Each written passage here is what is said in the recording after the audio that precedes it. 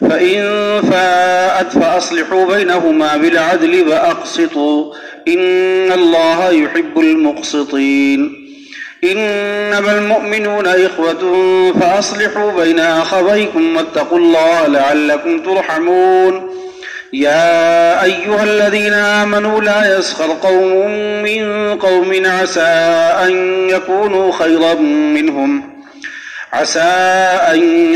خيرا منهم ولا نساء من نساء عسى أن يكن خيرا منهن ولا تلمزوا أنفسكم ولا تنابزوا بالألقاب بئس الاسم الفسوق بعد الإيمان ومن لم يتب فأولئك هم الظالمون صدق اللہ العظیم۔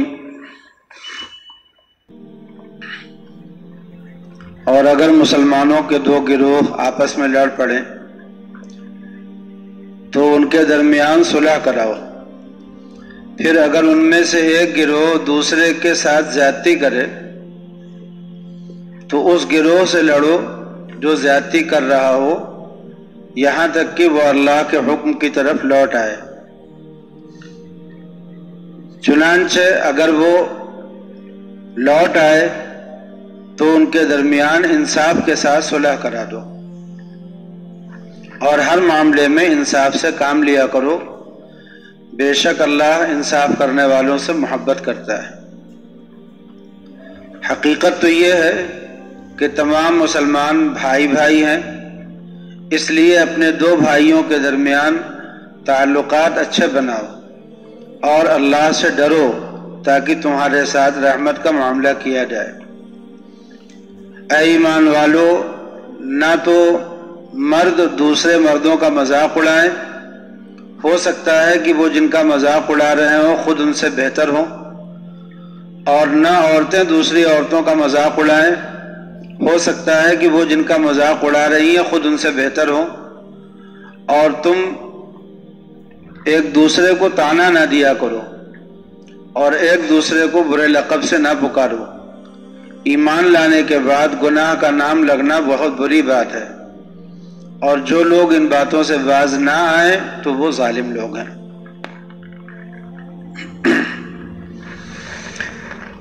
یہ سورہ حجرات ہے۔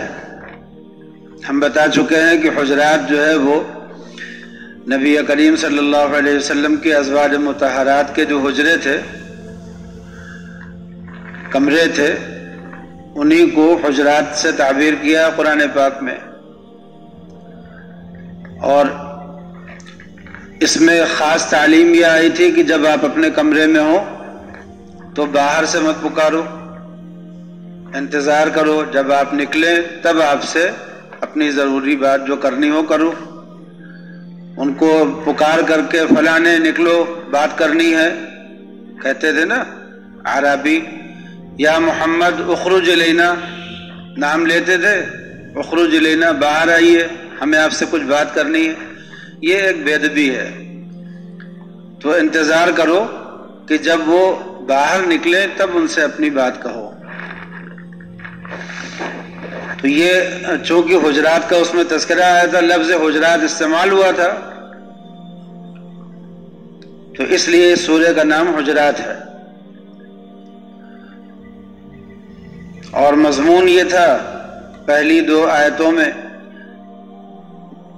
پہلی آیت میں یہ مضمون تھا کہ نبی سے آگے بڑھ کر کے کوئی بات مت کرو، انتظار کرو، اگر وہ تم سے مشورہ مانگے تو ان کو مشورہ دو، اگر نہیں مشورہ مانگتے تو پہلے سے اپنی کوئی رائے مت قائم کر لو کہ ہمارا یہ ہونا چاہیے، یہ بے ادبی ہے۔ اسی طرح سے اپنی آوازوں کو نبی کی آواز سے اوپر نہ لے جاؤ، چیخ و پکار مت کرو ان کے سامنے، کوئی بات وہ منع کریں یا سمجھائیں تو بڑھ کر کے مت بولو۔ آپس میں ایک دوسرے سے بھی گفتگو کرو تو بھی اپنی آوازیں نیچی رکھو نبی کی آواز سے۔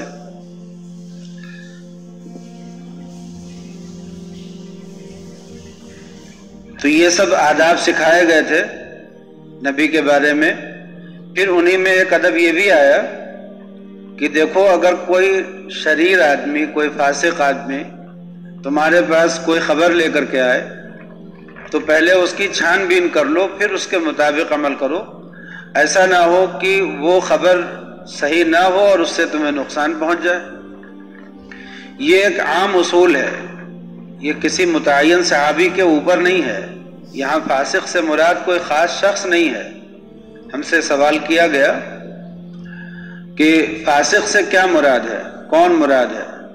ہم نے یہ بتایا کہ اس آیت کے نازل ہونے کا موقع تو یہ تھا کہ ایک صحابی تھے اور ان سے یہ غلطی ہوئی. نازل ہونے کا موقع تو یہی تھا کہ ایک صحابی تھے اور ان سے یہ غلطی ہوئی کہ انہوں نے ایسا سمجھا کہ وہ لوگ ہمارے دشمن ہیں تو حملہ کر دیں گے، پھر انہوں نے آ کر کے اس طرح سے کہہ دیا. اس بات پر اللہ تعالیٰ نے ایک آیت نازل فرمائی. لیکن یہ بالکل ایسے ہی ہے کہ جیسے ہمارے 2 بچے ہوں اور ان 2 بچوں میں سے کوئی ایک بچہ غلطی کرے، جھوٹ بولے، تو ہم اپنے دوسرے بیٹے کو یہ سمجھائیں. پہلے بیٹے کو تو تنبیہ کر دی، سزا کر دی، اس کی جو کرنا ہوا اس کے ساتھ معاملہ کیا. لیکن دوسرے بیٹے کو نصیحت کرتے ہوئے ہم یہ کہیں کہ دیکھو جو جھوٹ بولتا ہے وہ بہت برا ہوتا ہے. تو اب ہم یہ جو جھوٹ بولنے والی بات سمجھا رہے ہیں اپنے بیٹے کو، وہ یہ سمجھا رہے ہیں کہ جھوٹ بولنا بری بات ہے. یہ نہیں سمجھا رہے ہیں کہ دیکھو یہ بڑا بھائی تمہارا جھوٹا ہے، اس سے برتاؤ جھوٹے جیسا کرنا، یہ نہیں سمجھا رہے. ہم یہ سمجھا رہے ہیں کہ جھوٹ بولنا بری بات ہے. تو ایسے ہی اگر کسی صحابی سے کوئی غلطی ہو جائے اور اس غلطی کے موقع پر کوئی آیت نازل ہو تو اس آیت کے نازل ہونے کا یہ مطلب نہیں کہ وہ صحابی ہی اس کا مصداق ہے اور وہی فاسق ہو گیا ہے، بلکہ اس کا مطلب یہ ہے کہ اس موقع سے یہ بات نازل ہو گئی کہ جب بھی کبھی تمہارے پاس کوئی خبر آئے تو اس پہ اطمینان کر لو، چھان بین کر لو. ایسا نہ ہو کہ غلطی میں مبتلا ہو جاؤ اور بری خبر لانے، غلط خبر فاسقی لا سکتا ہے. غلط خبر جو ہوگی وہ کوئی فاسقی ہوگا جو مسلمانوں کو تنگ کرنا چاہتا ہوگا. تو اس لیے فاسق کا لفظ آیا کہ کوئی شریر آدمی اگر اس طرح کی کوئی خبر لاتا ہے تو چھان بین کر لو. تو اس کے نازل ہونے کا جو وقت ہے، جو موقع ہے، وہ تو وہی ہے کہ ایک صحابی سے غلطی ہوئی، اس موقع پہ یہ نازل ہوئی. لیکن اس کی وجہ سے ان صحابی کو ہی یہ لقب دے دینا کہ وہ پھر ان کا اسلام اب معتبر نہیں رہ گیا اور ان کی صحابیت ختم ہو گئی، وہ شرف صحابیت سے اتر گئے، یہ صحیح نہیں ہے. جیسے کسی صحابی سے زنا کا صدور ہو جائے تو اس زنا پر جو باتیں قانون اسلام میں ہیں وہ سب نافذ ہوں گی. یعنی ان کو توبہ کرنا، اگر حج جاری ہونے کے ضابطے پورے ہو جائیں تو حج جاری کرنا، یہ ساری باتیں پوری ہو جائیں گی. مگر اس کے باوجود اس صحابی کے لیے، کسی مسلمان کے لیے جائز نہیں ہوگا کوئی لفظ ایسا استعمال کرنا کہ یہ صحابی ہی برا تھا. دیکھیے وہ جو صحابیہ تھیں جن سے زنا کا صدور ہوا، ان کو سنسار کر کے ہلاک کیا گیا تھا نا. لیکن جب واپس لوٹ رہے تھے تو صحابہ آپس میں، وہ حضرات صحابہ جو تھے وہ انسانی تو تھے اور انسانی اور بشری سب تقاضے بھی تھے. تو وہ آپس میں بات کرنے لگے کہ دیکھو کس طرح سے وہ بری عورت تھی، اس سے ہم لوگوں نے نجات پا لی، ایک بری عورت سے چھٹکارا پا لیا. تو نبی کریم صلی اللہ علیہ وسلم نے کیا تعلیم دی؟ زنا سے بڑا تو کوئی گناہ نہیں ہوتا.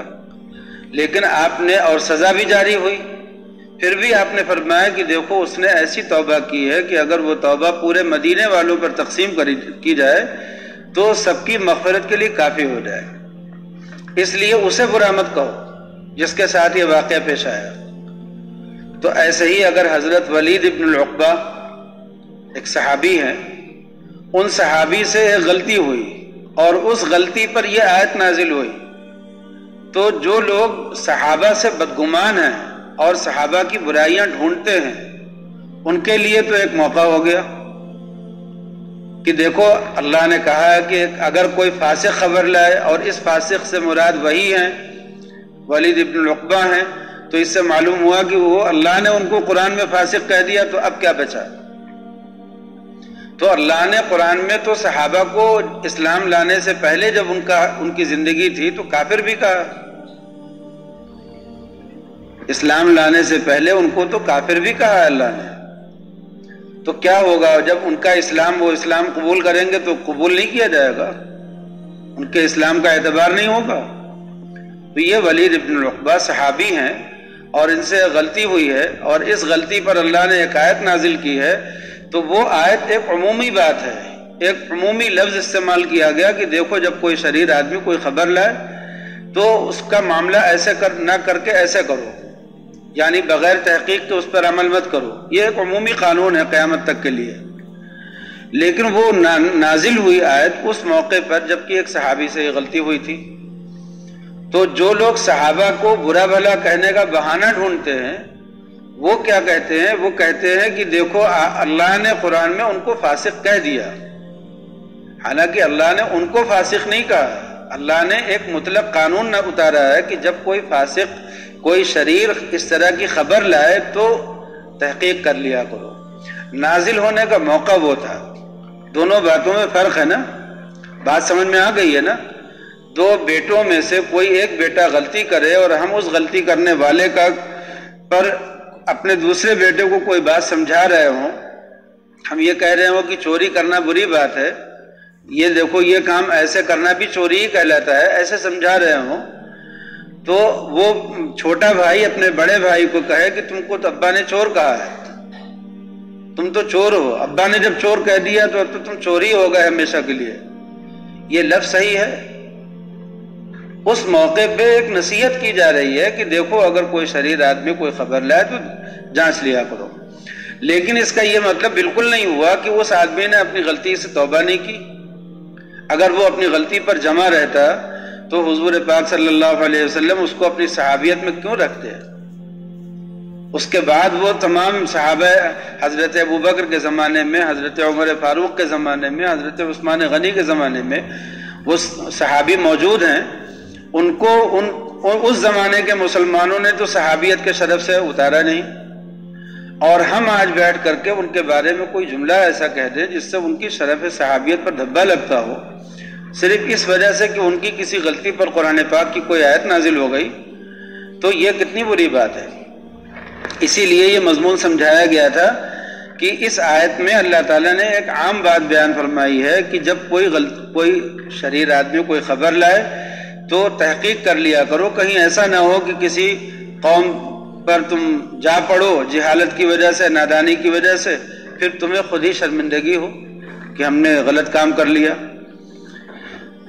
ایک اور نصیحت اس میں یہ فرمائی گئی کہ دیکھو تمہارے درمیان اللہ کے رسول موجود ہیں. اللہ کے رسول جب تمہارے درمیان موجود ہوں تو کبھی کوئی ایسی رائے مت قائم کرو یا کوئی ایسی آپس میں مل کر کے کوئی ایسا اتحاد مت بناؤ کہ وہ تمہاری بات ماننے پہ مجبور ہو جائے. یہ والا کام مت کیا کرو, بلکہ اگر کبھی تمہارے دل میں کوئی رائے آئے بھی تو اس کو پیش کر دو اللہ کے رسول کے سامنے کہ حضرت میرے دل میں یہ خیال آتا ہے, میرے دل میں ایک رائے آ رہی ہے. لیکن آپس میں کوئی اتحاد بنا کر کے کبھی ان کے سامنے مت پیش کرو کہ ہم لوگ یہ چاہتے ہیں, یہی ہونا چاہیے, اس کے خلاف اگر ہوگا تو ہم نہیں تیار ہیں. یہ والا انداز اپنے بڑے کے سامنے مت پیش کرو جبکہ وہ بڑا تم اللہ کا رسول بھی ہے.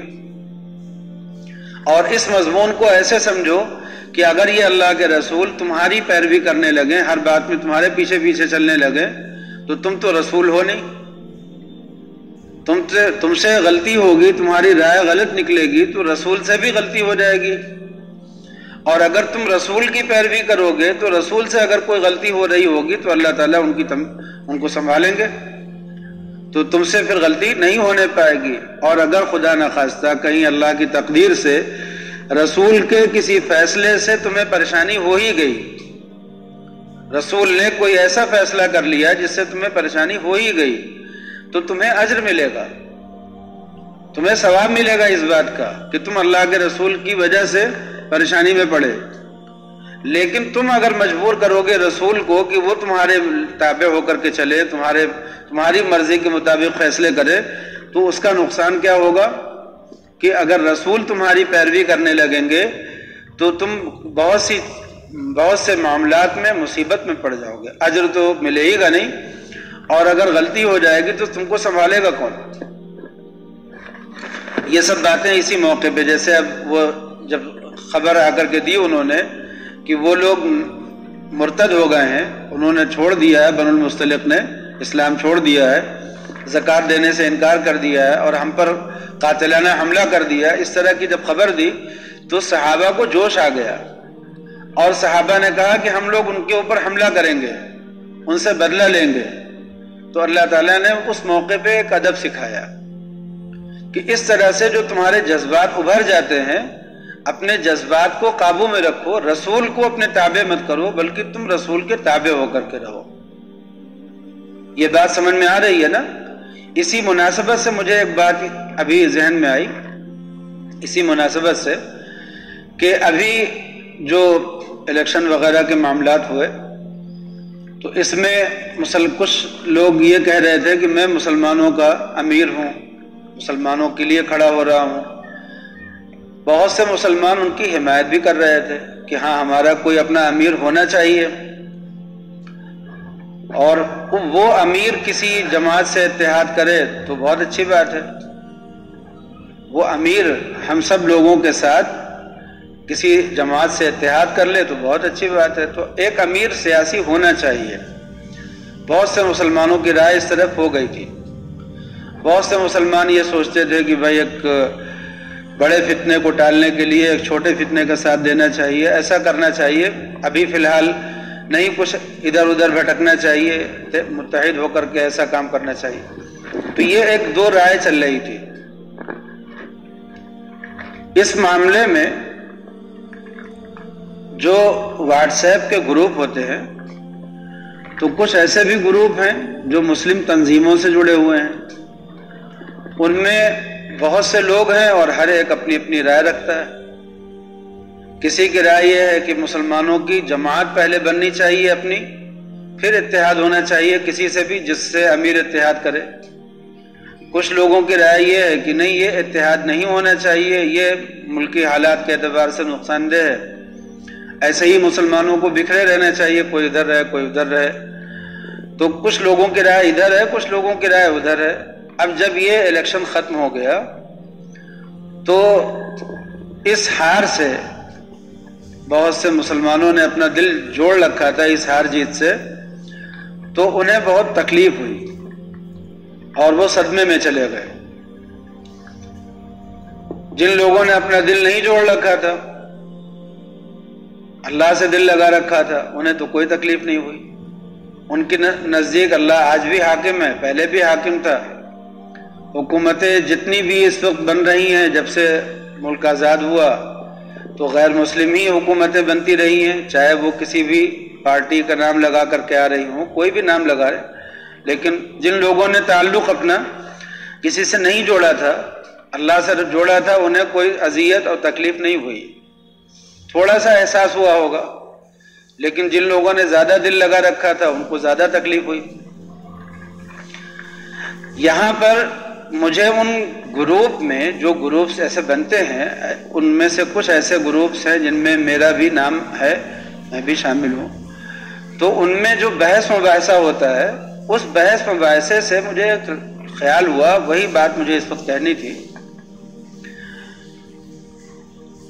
کہ ہم مسلمانوں کو اپنی رائے ایک بنا کر کے، جیسے ایک جماعت ہے اس نے ایک رائے بنا لی، پھر اس کو دوسرے پر تھوپنا، دوسرے نے اپنی ایک رائے بنا لی، اس کو اس پر تھوپنا، اور دونوں کو ایک دوسرے پر ایسے ہی الزام تراشی کرتے رہنا۔ جس امیر کے لیے، جس قائد کے لیے، جس کے لیے بات ہو رہی ہے اس کو تو خبر بھی نہیں ہے، اور یہاں ہمارے محلے میں دو جماعتیں ایک دوسرے سے لڑ رہی ہیں، وہ ان کو برا بھلا کہہ رہے ہیں امیر کا نام لے کر کے، وہ ان کو برا بھلا کہہ رہے ہیں ان کے امیر کا نام لے کر کے، دو جماعتیں لڑ رہی ہیں آپس میں۔ اور اس طرح سے پورے ہندوستان میں جو مسلمان ہیں وہ تقسیم ہو رہے ہیں، واٹس ایپ پہ مضامین لکھے جا رہے ہیں، طنز کسے جا رہے ہیں، باتیں کی جا رہی ہیں، برا بھلا کہا جا رہا ہے ایک دوسرے کو۔ جب ابھی تبلیغی جماعت میں اختلاف ہوا تھا امیر کا اور شورا کا، اس موقع پہ بھی لوگوں نے دو حصوں میں لوگ بٹ گئے اور ایسے ہی ایک دوسرے پر لوگوں نے بہت کچھ لکھا، بہت کچھ بولا، اور اپنی رائے دوسروں پر تھوپنے والی بات کہ میری رائے ہے یہی صحیح ہے، اس میں اب دوسرے کی گنجائش نہیں ہے، جو میں نے کہہ دیا وہ حرف آخر ہے، اور اب اس میں کسی طرح کی کوئی صلح کی اور سمجھوتے کی کوئی گنجائش نہیں ہے۔ یہ جتنی جماعتیں ہیں، فرقے ہیں، ان میں بھی یہی کچھ ہے کہ جو ہمارے فلاں بڑے نے کہہ دیا بس اب اس میں گنجائش نہیں ہے کچھ ادھر ادھر ہلنے ہٹنے کی۔ یہ چیزیں صحابہ کرام رضوان اللہ علیہم اجمعین بھی انسان تھے، ان میں بھی یہ بیماری پیدا ہو سکتی تھی۔ اس کو عصبیت کہتے ہیں۔ عصبیت جو ہوتی ہے، عصبیت خاندان کی ہوتی ہے، میں اپنے خاندان کی طرف سے بول رہا ہوں۔ عصبیت اپنی قوم کے لیے بھی ہوتی ہے، اپنی برادری، اپنے محلے کے لیے بھی ہوتی ہے، اپنے حلقے کے لیے طرف سے بھی ہوتی ہے۔ میں فلاں بزرگ کا مرید ہوں تو ان کا حلقہ، میں جمعیت سے لگا ہوا ہوں تو ان کا حلقہ، میں جماعت سے لگا ہوا ہوں تو ان کا حلقہ، میں مولانا تھانوی کے حلقے سے جڑا ہوا ہوں تو ان کا حلقہ۔ یہ حلقہ بندی جو ہوتی ہے اس کی بھی عصبیت ہوتی ہے۔ یو پی، بہار، بنگال ایسے صوبے جو ہوتے ہیں ان کی بھی عصبیت ہوتی ہے، ہم یو پی کے، وہ بہار کے، وہ بہار کے، وہ بنگال کے، تو یہ بھی عصبیت ہوتی ہے، شہر کی عصبیت ہے، علاقے کی عصبیت ہے۔ جب کبھی آدمی حق کو نظر انداز کرے، حق کو، اور کسی جماعت کی طرف سے ناحق بولے کہ میں اس جماعت کا ہوں اس لیے یہ بولوں گا، یہی عصبیت ہوتی ہے۔ اسلام نے اس چیز کو مٹایا۔ صحابہ میں بھی یہ عصبیت ہو سکتی تھی۔ ایک مرتبہ ایسا ہو گیا مدینے میں، مدینہ پاک میں حضور پاک صلی اللہ علیہ وسلم تشریف فرما تھے، اور آپ کو لوگوں نے اطلاع دی کہ وہاں انصار اکٹھا ہو رہے ہیں۔ اب انصار اکٹھا ہو کر کے کہہ رہے تھے کہ دیکھو ہم لوگ یہاں کے رہنے والے باشندے اور وہ لوگ مہاجر، اپنا سب وطن چھوڑ کر کے وہاں سے آ کر کے یہاں ٹھہرے ہوئے ہیں، ہم نے ان کو پناہ دی ہے، ہم نے ان کو ٹھہرایا ہے، آج وہ ہم پر مسلط ہو رہے ہیں۔ پودے انصار کو نہیں دیے جا رہے ہیں، مہاجرین کو دیے جا رہے ہیں۔ یہ اس طرح کی باتیں انصار میں آ گئیں۔ نبی کریم صلی اللہ علیہ وسلم کو جیسے ہی یہ بات معلوم ہوئی کہ کچھ مسلمان اس طرح اکٹھا ہو کر کے انصار اور مہاجر کرنے لگے ہیں، تو آپ آئے، آپ نے آ کر کے ان کو اکٹھا کیا، آپ نے تقریر کی۔ صحابی کہتے ہیں کہ آپ نے ایسی تقریر کی کہ سب کی آنکھیں بہہ پڑی، سب رونے لگے۔ آپ نے فرمایا کہ دیکھو اگر تم یہ کہو گے، مجھ سے کہو گے کہ آپ کے پاس کچھ نہیں تھا، آپ اپنا گھر بار چھوڑ کر کے آئے تھے اور ہم نے آپ کو ٹھکانہ دیا، تو تم صحیح کہو گے۔ اگر تم کہو گے کہ ہمارے پاس کھانے کو نہیں تھا، تم نے کھانے کو دیا، تو تم صحیح کہو گے۔ اگر تم یہ کہو گے، اگر یہ کہو گے، اگر یہ کہو گے، ساری باتیں آپ نے فرمایا کہ یہ ساری باتیں تمہاری صحیح ہیں۔ لیکن آپ نے پھر اس کے بعد انصار کی تعریف میں کچھ جملے فرمائے، اور پھر فرمایا کہ دیکھو یہ تم لوگ جو ہو میرے لیے اندرونی کپڑے جیسے ہو، جس کو آدمی اپنے بدن سے کبھی جدا نہیں کرتا، اور باقی لوگ تمہارے علاوہ جتنے لوگ ہیں یہ بیرونی کپڑے کی طرح ہیں جن کو آدمی زیادہ تر ہٹا دیا کرتا ہے اپنے سے۔ تو آپ نے انصار کو اتنا قریب کیا، اتنا جوڑا اپنے ساتھ کہ انصار کے دل میں جتنی بھی اس طرح کی چیزیں پیدا ہو رہی تھی سب ختم ہو گئی، تربیت ہوئی۔ اسی طرح سے صحابہ کو جب غصہ آیا کہ انہوں نے ہمارے آدمی کو پر قاتلانہ حملہ کیسے کیا، تو صحابہ کو جوش آیا اور انہوں نے کہا کہ ہم لوگ بھی حملہ کر دیتے ہیں، لیکن آپ صلی اللہ علیہ وسلم نے فرمایا کہ پہلے تحقیق کر لو۔ تحقیق کی گئی تو معلوم ہوا کہ بنو المصطلق کے لوگ جو ہیں وہ تو بالکل اپنے ہی ہیں، ان کو تو خود ہی انتظار تھا کہ اللہ کے رسول کے آدمی کب آ رہے ہیں، یہ ہم پچھلے ہفتے سنا چکے ہیں نا۔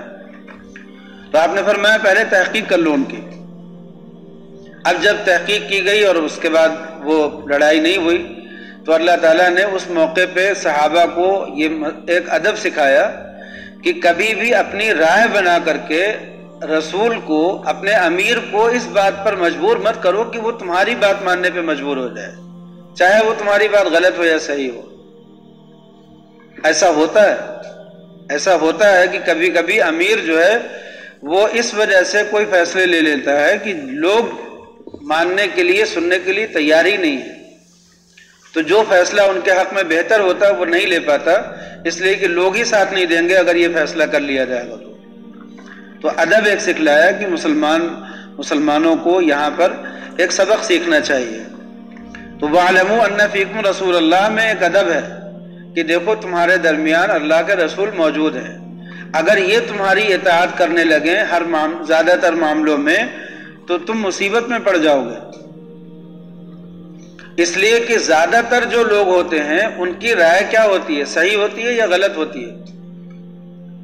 زیادہ تر یہ جو ہوتا ہے نا اکثریت کا فیصلہ، اس میں ہمیشہ ایک بات ذہن میں رکھیے گا کہ اکثریت کا فیصلہ ضروری نہیں ہے کہ صحیح ہو۔ حضرت ابوبکر صدیق رضی اللہ تعالیٰ عنہ خلیفۃ المسلمین بنا دیے گئے۔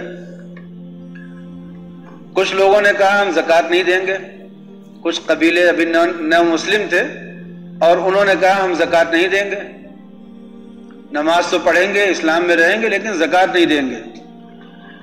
صحابہ کرام نے آپس میں مشورہ کیا کیا کرنا چاہیے، تو جتنے صحابہ تھے سب کی رائے یہ ہو گئی کہ ابھی ان کو چھوڑ دیا جائے ان کے حال پر۔ مرکز میں ابھی کمزوری ہے، ابھی ایک بڑا لشکر ہم لوگ بھیج چکے ہیں جنگ کے لیے، مرکز ابھی کمزور ہے، یہاں پر ابھی طاقت اکٹھا نہیں ہے، اگر ان لوگوں سے لڑائی کی نوبت آ جائے گی تو کیا ہوگا، کہیں وہ لوگ حملہ نہ کر دیں، کہیں اسلام سے پھر نہ جائیں۔ تو اس طرح کی باتوں کو اور مصلحتوں کو سوچ کر کے صحابہ کی رائے یہ ہوئی کہ ابھی ان کو ان کے حال پہ چھوڑ دیا جائے، پہلے جب مرکز میں مضبوطی آ جائے گی پھر ہم لوگ دباؤ ڈال کر کے اپنی زکوٰۃ وصول کر لیں گے۔ حضرت ابوبکر صدیق رضی اللہ تعالیٰ عنہ نے فرمایا اَيُنْقَصُ دِينٌ وَأَنَا حَيٌّ، دین میں کمی کی جائے اور میں زندہ رہوں یہ نہیں ہو سکتا۔ تنہا ایک رائے، حضرت عمر آئے کہنے لگے کہ ابھی آپ یہ فیصلہ روک دیجئے، ابھی ان کو چھوڑ دیجئے، سختی مت کیجئے ان پر۔ حضرت ابوبکر نے پکڑ لیا ان کا گریبان، عمر جاہلیت میں تم سخت تھے، اسلام میں نرم ہو رہے ہو، الٹا ہو گیا نا، حضرت ابوبکر نرم تھے لیکن وہاں پر ایک گریبان پکڑ لیا، عمر جاہلیت میں تم سختی دکھاتے تھے، اسلام میں نرمی دکھا رہے ہو، یہاں سختی دکھاؤ، قوت کے ساتھ بولو، فیصلہ کرو۔ تو وہاں حضرت ابوبکر صدیق رضی اللہ تعالیٰ عنہ نے سخت فیصلہ کیا، فرمایا کہ اگر کوئی ایک رسی بھی اللہ کے رسول کے زمانے میں زکوٰۃ میں دیتا تھا تو وہ اس رسی کو دے گا تو بھی ہم اس کے ساتھ صلح کریں گے، نہیں تو ہم اس پر جہاد کریں گے، چڑھائی کریں گے۔ یہ بات جب ان قبیلے کے لوگوں کو معلوم ہوئی تو انہوں نے کہا کہ نہیں، ہم لوگ جس طرح سے زکوٰۃ پہلے دیتے تھے ویسے ہی دیں گے۔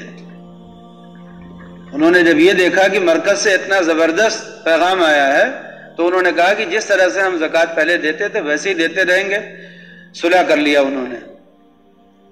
اس چیز کا اثر امت مسلمہ پر کیا پڑا، جہاں جہاں تک اسلام پھیل چکا تھا وہ سب کے سب لوگ مرکز کے خلاف کوئی بات بولنے سے ڈر گئے۔ انہوں نے سوچا کہ پتہ نہیں کتنی طاقت مرکز میں ہے کہ اتنا بڑا لشکر ابھی بھیج چکے ہیں اور اس کے باوجود اپنے لوگوں پر اتنی سختی سے بات کر رہے ہیں، اتنی قوت سے بات کر رہے ہیں، پتہ نہیں کتنی طاقت ان کے پاس بھری پڑی ہوئی ہے۔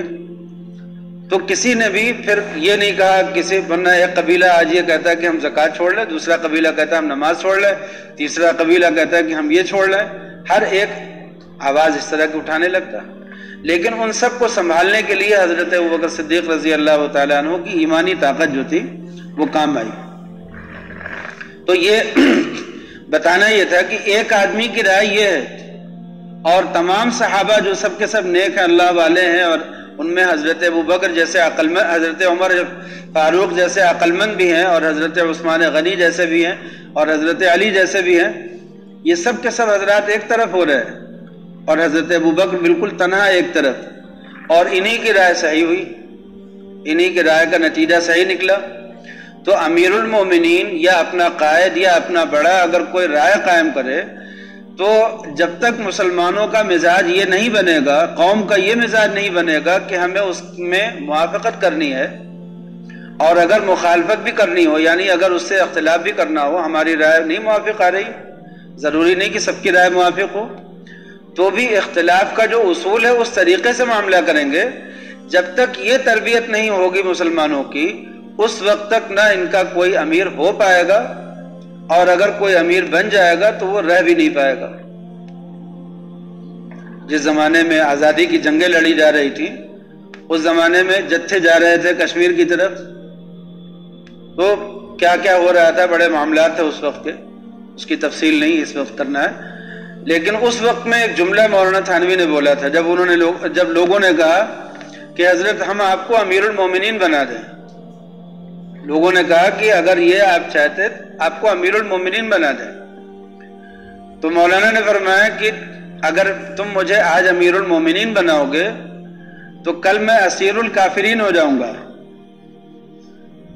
یعنی وہ مجھے قید کر لیں گے، جیل میں بند کر دیں گے۔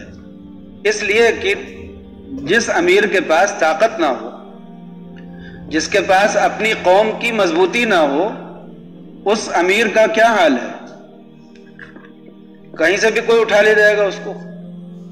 امیر کا مطلب یہ ہوتا ہے کہ اگر 20 کروڑ مسلمان ہیں ہندوستان میں، تو اس امیر پر یہ 20 کروڑ مسلمان قربان ہونے کے لیے تیار ہوں، اس کی ہاں میں ہاں ملانے کے لیے تیار ہوں۔ اگر وہ دن کو رات کہہ دے تو سب کہہ دیں کہ ہاں رات ہے، اگر وہ رات کو دن کہہ دے سب کہہ دیں کہ ہاں دن ہے۔ اگر اس طرح سے اطاعت کرنے والی قوم ہو پیچھے تو آدمی امیر المومنین بن بھی سکتا ہے، لیکن ابھی لوگوں سے کہہ دے کہ میں امیر المومنین ہوں، کل اس کو کوئی اٹھا کر کے جیل میں ڈال دے گا تو کوئی کھڑا بھی نہیں ہوگا، کوئی ساتھ میں آئے گا نہیں، لوگ کہیں گے کہ کیسے، لوگ ہی اس کی برائی کرنے لگیں گے، اپنے ہی لوگ، اپنی ہی قوم کے لوگ، اپنی ہی جماعت کے لوگ اس کی برائی کرنے لگیں گے، مذمت کرنے لگیں گے کہ ایسا فیصلہ کرنے کی کیا ضرورت تھی، ایسا جملہ بولنے کی کیا ضرورت تھی، یہ بات کہنے کی کیا ضرورت تھی، ہر بات میں تو لوگوں کی رائے بدلنے لگتی ہے۔ تو یہ جو ہم لوگوں کے اندر ایک کمی آ گئی ہے کہ ہم لوگ اپنی رائے کو دوسروں پر تھوپتے ہیں، یہ بہت خراب بیماری ہے، اور کسی بھی قوم کو بحیثیت قوم اکٹھا ہونے نہیں دے سکتی ہے یہ۔ اب تبلیغی جماعت میں اختلاف ہوا، 2 حصوں میں بٹ گئے مسلمان، جو جتنے بھی تھے، 1 کروڑ ہو، 2 کروڑ ہو، 4 کروڑ ہو، جو بھی ہو، وہ 2 حصوں میں بٹ گئے۔ انہوں نے کہا ہم شورا کے ساتھ ہیں، انہوں نے کہا ہم امیر کے ساتھ ہیں، مرکز کے ساتھ ہیں۔ لیکن یہاں پر ایک تیسرا راستہ تھا، وہ تیسرا راستہ یہ تھا کہ ہم دونوں کے ساتھ ہیں، ہم اپنے مسلمان بھائیوں کے ساتھ ہیں۔ اگر مسلمان 2 حصوں میں بیٹھے تو ہم دونوں کے ساتھ ہیں، 4 حصوں میں بیٹھے ہم چاروں کے ساتھ ہیں، یہ بھی تو ایک راستہ ہے۔ جمعیت علماء 2 حصوں میں بیٹھ گئی، کسی نے کہا کہ ہم ان کے ساتھ ہیں، کسی نے کہا ہم ان کے ساتھ ہیں، یہ ان کی برائی وہ ان کی برائی۔ ایسے بھی تو مسلمان ہونے چاہیے جو یہ کہیں کہ ہم دونوں کے ساتھ ہیں۔ امیر معاویہ رضی اللہ تعالیٰ عنہ اور حضرت علی میں اختلاف ہو گیا، اور یہ اختلاف اتنی شدت اختیار کر گیا کہ جنگ کی نوبت آ گئی۔ لیکن اس جنگ کے باوجود، اختلاف اتنی شدت اختیار کر گیا تھا، لیکن اس کے باوجود بہت سے صحابہ کرام ایسے تھے جنہوں نے کہا کہ ہم دونوں میں سے کسی کے ساتھ نہیں ہیں، صاف کہہ دیا کہ ہم دونوں میں سے کسی کے ساتھ نہیں ہیں۔ اس لڑائی میں، اختلاف میں ہم سمجھ رہے ہیں کہ یہ ایک فتنہ ہے، اور یہ وقتی فتنہ ہے، اس فتنے کے دور ہونے تک ہم دونوں کے ساتھ نہیں ہیں، جب فتنہ ختم ہم دونوں کے ساتھ ہیں۔ زبردستی آدمی ایک حصے میں بٹتا کیوں ہے، اپنے کو تقسیم کیوں کر لیتا ہے کہ ہم اس خیمے میں یا اس خیمے میں ہیں، جب دونوں طرف مسلمان ہیں، دونوں طرف حق ہے، دونوں طرف نیک لوگ ہیں، دونوں طرف اللہ والے لوگ ہیں، تو کیسے ہم ایک کو چھوڑ دیں۔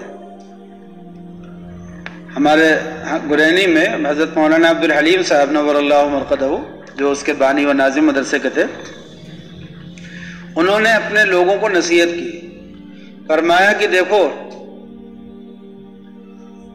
جب 2 مولوی لوگوں میں اختلاف ہو، ایسے فرمایا کہ جب 2 مولوی لوگوں میں اختلاف ہو، تو کسی ایک کی طرف مت ہونا. دونوں مولوی ہیں، دونوں حق ہیں، دونوں حق پرست ہی ہوں گے. اور جب دونوں الگ ہوں گے تو ایک مدرسہ قائم کرے گا، دوسرا مدرسہ قائم کرے گا، 2 مدرسے بنیں گے اور ان دونوں مدرسوں میں بچے پڑھیں گے. دینی تعلیم ہوگی نا. 2 لوگ مل کر کے دین کا کام کریں گے. پہلے ایک مدرسے میں کر رہے تھے، اب 2 مدرسے میں کریں گے. دونوں الگ الگ محنت کریں گے، لیکن کام تو قوم کا ہوگا، تعلیم تو قوم کے بچوں کی ہوگی. اور فرمایا کہ دیکھو جب 2 شرابی مل کر کے شراب خانہ چلاتے ہیں، پھر جب الگ ہوتے ہیں تو دونوں الگ الگ شراب خانے کھولتے ہیں. تو 2 گناہ کرنے والے الگ الگ ہو جاتے ہیں تو 2 اڈے بن جاتے ہیں گناہ کے. اور جب نیک کام کرنے والے لوگ الگ ہوتے ہیں تو 2 نیک کام کرنے کے اڈے بن جاتے ہیں. اس لیے تقسیم اپنے آپ کو مت کرو کہ ہم ان کے ساتھ ہیں کہ ان کے ساتھ ہیں. ان کی بھی سنو، ان کی بھی سنو. دونوں کو نصیحت ایک ہی کرو کہ کسی طرح سے دونوں میں اتحاد ہو جائے، مصالحت ہو جائے. میرے پاس شورا کے لوگ بھی آئے، انہوں نے مرکز کی برائی کی. مرکز کے لوگ آئے، وہ تو خیر کسی کی برائی نہیں کرتے، ان کو تو بہت تعلیم دی جاتی ہے بار بار کبھی کسی کی برائی مت کرو. تو دونوں طرح کے لوگ آئے. میں نے دونوں لوگوں سے کہا کہ آپ جب انہوں نے ہم سے کہا کہ نصیحت کر دیجئے تو میں نے ایک ہی نصیحت کی. میں نے کہا کہ اخلاص کا مطلب کیا ہوا کہ جس کام کو ہم کر رہے ہیں اسی کام کو کرنے کے لیے ایک جماعت اور کھڑی ہو گئی ہے، تو ہمیں برا نہ لگے، ہمیں خوشی ہو کہ جس کام کو ہم کر رہے تھے وہی کام تو یہ بھی کر رہا ہے. ہمیں خوشی ہونی چاہیے نا. ہماری جماعت کسی محلے میں جا کر کے دین کی تعلیم کرے اور ایک دوسری جماعت آ کر کے اسی محلے میں تعلیم کرنے لگے تو دونوں ایک ہی کام تو کر رہے ہیں. تو اگر ہمیں برا لگ رہا ہو تو اس کا مطلب یہ کہ ہم کو یہ ڈر ہے کہ ہمارا حلقہ کم ہو رہا. تو ہمارا حلقہ کیا ہوتا ہے؟ سب اسلام کا حلقہ ہے، دین کا حلقہ ہے. ایک مدرسہ قائم ہوا، دوسرا مدرسہ اب یہاں سوجی بازار کی طرف ایک مدرسہ چل رہا تھا، اس مدرسے کے ایک استاد نکلے، انہوں نے قریب میں ایک مدرسہ اپنا قائم کر لیا. وہاں کے لوگ آئے، آ کر کے کہنے لگے کہ آپ انہیں سمجھا دیجئے. میں نے کہا انہیں کیا سمجھا دیں، آپ ہی کو سمجھانے کی ضرورت ہے. آپ اپنے مدرسے میں کام قاعدے سے کیجئے، اخلاص کے ساتھ کیجئے اور اچھا کام کیجئے. اس مدرسے میں لڑکے جائیں گے ہی نہیں پڑھنے کے لیے. اور اگر آپ کے مدرسے سے لڑکے نکل کر کے اس مدرسے میں جا رہے ہیں تو اس کا مطلب یہ ہے کہ اس مدرسے میں تعلیم اچھی مل رہی ہے، تربیت اچھی مل رہی ہے. تو آپ اپنا نظام درست کیجئے، ان کے پیچھے مت پڑیے. فرق ہے نا. لوگ کرتے ہی ہیں کہ ہم کیسے اپنے آپ کو بچائیں. ارے بھائی تم اپنے کو بچا کیوں رہے ہو؟ یعنی دوسرے کو توڑ کر کے کیوں بچانے کی فکر میں لگے ہو؟ تم اپنے حالات کو درست کرو، اپنی اصلاح کرو، اپنی فکر کرو. اگر تم اچھا کر رہے ہوگے تو لڑکے تمہارے ہی پاس تو آئیں گے، دوسرے کے پاس کیوں جائیں گے؟ تو یہ سب چیزیں اس لیے بتانے کی ہو گئی کہ بہت زیادہ خرابیاں ہو جاتی ہیں ہم لوگوں کے معاشرے میں اس چیز کو لے کر کے کہ بس ہم ادھر ہیں یا ادھر ہیں. جب دونوں طرف حق پرست لوگ ہیں تو ہم دونوں طرف ہیں، ایسا کیوں نہیں سوچتے؟ ہاں اگر کسی ایک طرف ناحق پرست لوگ ہوں تو ادھر بالکل مت جاؤ. اتنی بھی صلح پسندی نہیں ہونی چاہیے کہ حق کے ساتھ بھی صلح اور ناحق کے ساتھ بھی صلح،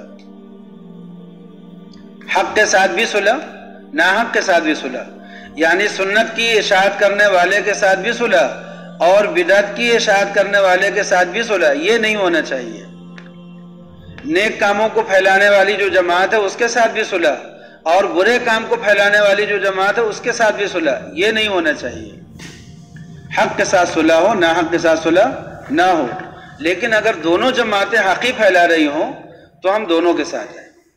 صحابہ کرام رضوان اللہ علیہم اجمعین نے یہ کر کے دکھایا ہے اپنی زندگی میں، اس کو لوگوں کو تجربہ کرا دیا کہ اگر 2 جماعتوں میں کسی بات کو لے کر کے اختلاف ہوا، انہوں نے کہا کہ حق میرے ساتھ ہے، انہوں نے کہا حق میرے ساتھ ہے.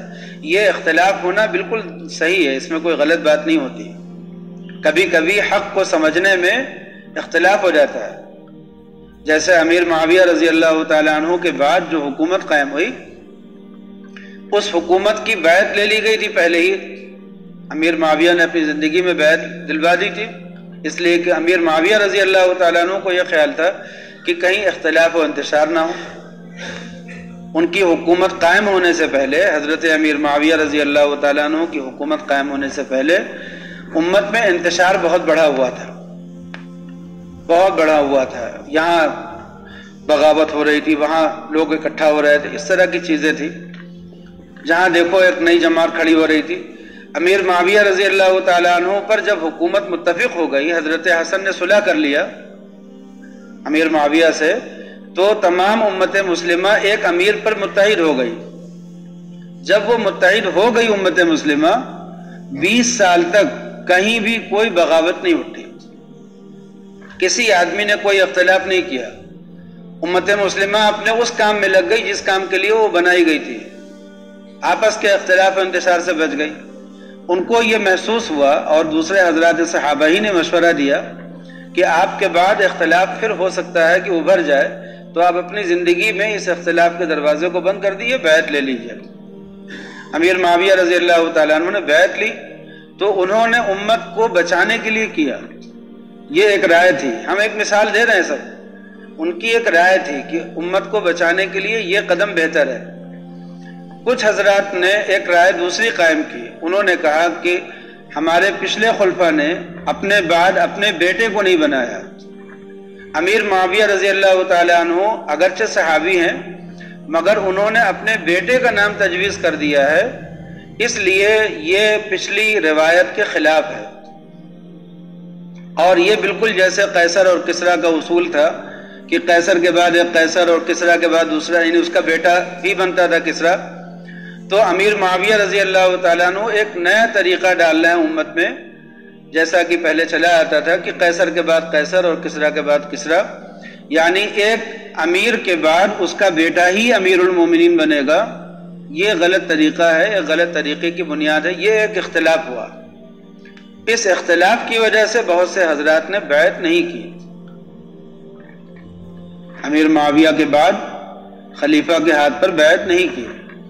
تو ان دونوں اختلافوں میں دونوں کی بنیاد کیا ہے؟ اپنی ذات یا اپنا مقصد، اپنے کوئی ذاتی مناصب اور عہدے لینا یا حکومت حاصل کرنا، یا دونوں کے مقاصد میں سے ایک بات ہے۔ ایک کے پیش نظر امت کی حفاظت ہے کہ اختلاف کا شکار نہ ہو، دوسرے کے پیش نظر ہے یہ مضمون کہ حق متاثر نہ ہونے پائے۔ ان کی نظروں میں حق یہ تھا کہ امیر معاویہ اعلان کرتے اور جو امت میں زیادہ بہتر شخص ہوتا اس کا انتخاب کرتے، اس پر بیعت لیتے۔ ایک طریقے سے اختلاف ہوا تھا۔ تو اب ان دونوں رائےوں کا اختلاف ہوا، جس کا ظہور بعد میں ہوا اور جس کا نتیجہ جو ہے وہ اتنی بری شکل میں ظاہر ہوا کہ اس سے زیادہ برا نتیجہ کوئی ہو ہی نہیں سکتا تھا۔ نبی کریم صلی اللہ علیہ وسلم کے نواسے، چہیتے نواسے حضرت حسین رضی اللہ تعالیٰ عنہ کی شہادت پر جا کر کے، اور آپ کے خاندان کے اور کئی لوگ شہید ہو گئے، اس میں اتنا برا نتیجہ امت میں دور اول میں پیش آ گیا، تو اس سے برا نتیجہ تو اور کچھ ہو ہی نہیں سکتا تھا۔ لیکن اس نتیجے تک پہنچنے میں جو آپس کا اختلاف ہوا، آپ دیکھیے اس سے پہلے بھی کچھ اختلافات ہوئے۔ خود حضرت علی رضی اللہ تعالیٰ عنہ کی خلافت قائم ہونے میں بھی اختلاف ہوا۔ حضرت طلحہ، جن کو نبی کریم صلی اللہ علیہ وسلم نے فرمایا کہ طلحہ شہید یمشی علی الارض، کہ طلحہ تو شہید ہے، جنتی ہے، اور وہ زمین پر چل رہا ہے ابھی ہمارے سامنے۔ کیا مطلب ہوا؟ کہ آپ نے ان کو جنت کی بشارت دی۔ یہ ان 10 صحابہ میں سے ہیں جن کو دنیا میں بشارت دی گئی تھی نا، تو ان 10 صحابہ میں طلحہ بھی ہیں، حضرت زبیر بھی ہیں، جن کے بارے میں حضرت علی نے خود ہی فرمایا کہ زبیر کے قاتل کو جہنم کی خوشخبری سنا دو، بشارت سنا دو کہ جس نے زبیر کو قتل کیا وہ جہنم میں جائے گا۔ لیکن یہی زبیر اور یہی طلحہ جو عشرہ مبشرہ میں سے ہیں، حضرت عائشہ کے ساتھ مل کر کے اور اس مقام پر آ کر کے کھڑے ہوئے جہاں پر ایک بہت بڑی جنگ ہو گئی، جو جنگ جمل کے نام سے مشہور ہے۔ اما عائشہ ادھر ہیں، حضرت طلحہ ہیں، حضرت زبیر ہیں، دوسری جو جماعت ہے اس میں حضرت علی رضی اللہ تعالیٰ عنہ ہیں، اور ان دونوں جماعتوں کے درمیان اختلاف ہے. وہ یہ کہہ رہے ہیں کہ بیعت کرو اور ہم سب لوگ ایک ہو جائیں، اور یہ کہہ رہے ہیں کہ پہلے آپ قاتلان عثمان سے قصاص لے لیے پھر ہم آپ کی بیعت کرتے ہیں. ایک اختلاف تھا، اور یہ اختلاف بڑھتا ہوا کہاں تک پہنچا. لیکن اس کے باوجود حضرت علی رضی اللہ تعالیٰ عنہ کی رائے کیا ہوئی کہ جو لوگ اس جنگ میں مارے گئے ہیں، لوگوں نے پوچھا کہ ان کا جنازہ پڑھا جائے. حضرت علی کے لوگوں نے پوچھا کہ جو لوگ آپ کے مخالف آئے تھے ان کا جنازہ پڑھا جائے. فرمایا کہ بالکل پڑھا جائے. کہا ان کا جو مال ہے وہ چھین لیا جائے غنیمت کے طور پر. فرمایا بالکل نہیں، ان کا مال ان کا ہے. ان کے لوگوں کو غلام بنا لیا جائے. بالکل نہیں. تو نہ کسی کو غلام بنایا گیا، نہ کسی سے کوئی اس کا مال چھینا گیا، نہ کسی کی نماز جنازہ پڑھنے سے انکار کیا گیا. بس انہوں نے کہا کہ یہ ہمارے بھائی ہیں اور ہمارے خلاف آ گئے. اخواننا بغوا علینا، ہمارے بھائی ہیں اور ہمارے خلاف آ گئے. لڑائی کیوں ہوئی، کن بنیادوں پر ہو گئی، اس کی تفصیل میں جانے میں طوالت ہے. مختصر کیا ہے؟ مختصر یہ ہے کہ اسلام میں جب اسلام پھیلا ہے تو کچھ یہودی جو تھے وہ اسلام میں داخل ہوئے تقیہ کے طور پر. یعنی ان کا یہ تھا کہ دباؤ میں ہم اسلام قبول کر رہے ہیں، حقیقت میں وہ مسلمان نہیں ہوئے تھے.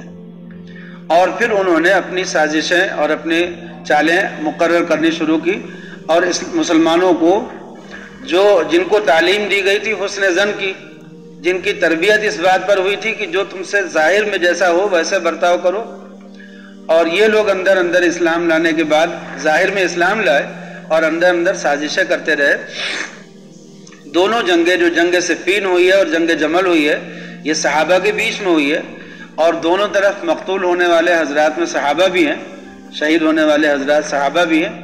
لیکن ان دونوں جماعتوں میں یہاں تک نوبت پہنچا دینے والے لوگ جو ہیں وہ یہی یہودی تھے جو بعد میں اپنے آپ کو شیعہ کے معنی کیا ہوتے ہیں؟ جماعت. تو وہ کہتے تھے کہ ہم علی کی جماعت ہیں، شیعان علی. تو کچھ لوگ یہ کہتے تھے کہ ہم معاویہ کی جماعت ہیں، وہ شیعان معاویہ. تو شیعان معاویہ اور شیعان علی یہ دونوں جماعتیں ایک دوسرے کو کے مقابل میں تھیں اس زمانے میں. وہ حمایت والی بات کہ اب چاہے وہ صحیح کیا ہو غلط کیا ہو، حمایت بس ہم کو اس کی کرنا ہے، حق کی حمایت نہیں کرنا. اس موقع پہ جب یہ جنگیں ہو رہی تھیں، اس موقع پہ بہت سے صحابہ کرام ایسے تھے جنہوں نے کہا کہ ہم اس جنگ میں شامل نہیں ہوں گے. انہوں نے نہ ان کا ساتھ دیا نہ ان کا ساتھ دیا. حضرت علی کی اس جنگ کے بعد، حضرت علی سے جو یہ جنگ ہوئی ہے، اس جنگ کے بعد حضرت علی کی جو خلافت تھی بہت مختصر ہی رہی. پھر اس کے بعد حضرت حسن رضی اللہ تعالیٰ عنہ خلیفۃ المسلمین بنے، اور ادھر امیر معاویہ رضی اللہ تعالیٰ عنہ نے اس وقت تک بیعت نہیں کی تھی. تو ملک شام وغیرہ کا جو علاقہ تھا وہ امیر معاویہ کے قبضے میں تھا. لیکن حضرت حسن رضی اللہ تعالیٰ عنہ نے 6 مہینے کے اندر اندر صلح کر لی امیر معاویہ سے.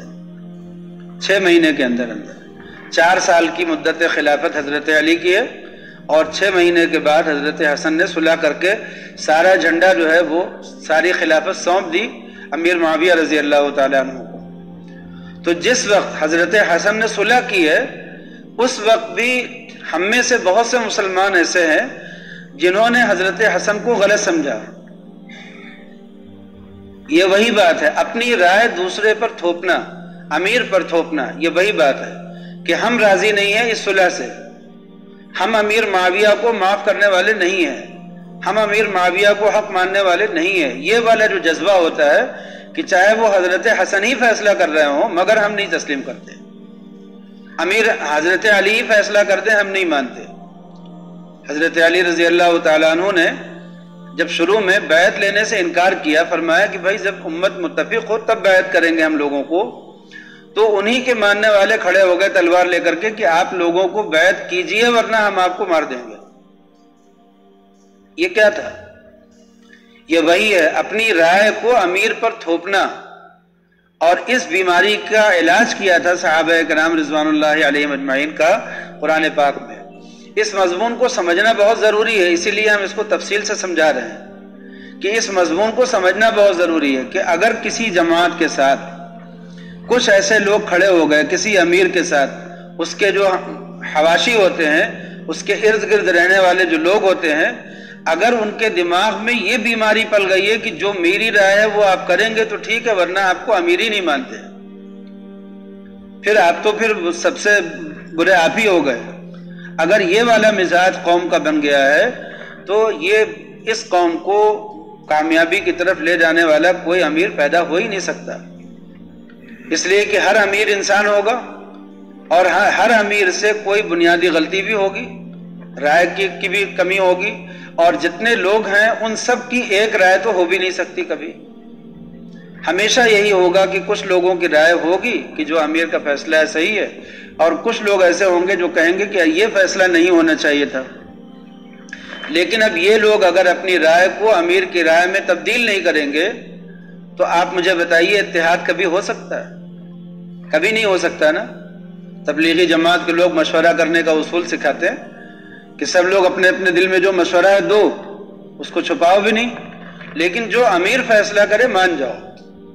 یہی اسلامی اصول بھی ہے مشورے کا کہ جب سب لوگ اپنی اپنی رائے دے رہے ہو تو رائے دینے میں بخل مت کرو کہ میری رائے تو سنی نہیں جاتی، میری رائے تو مانی نہیں جاتی، میں کیا رائے دوں۔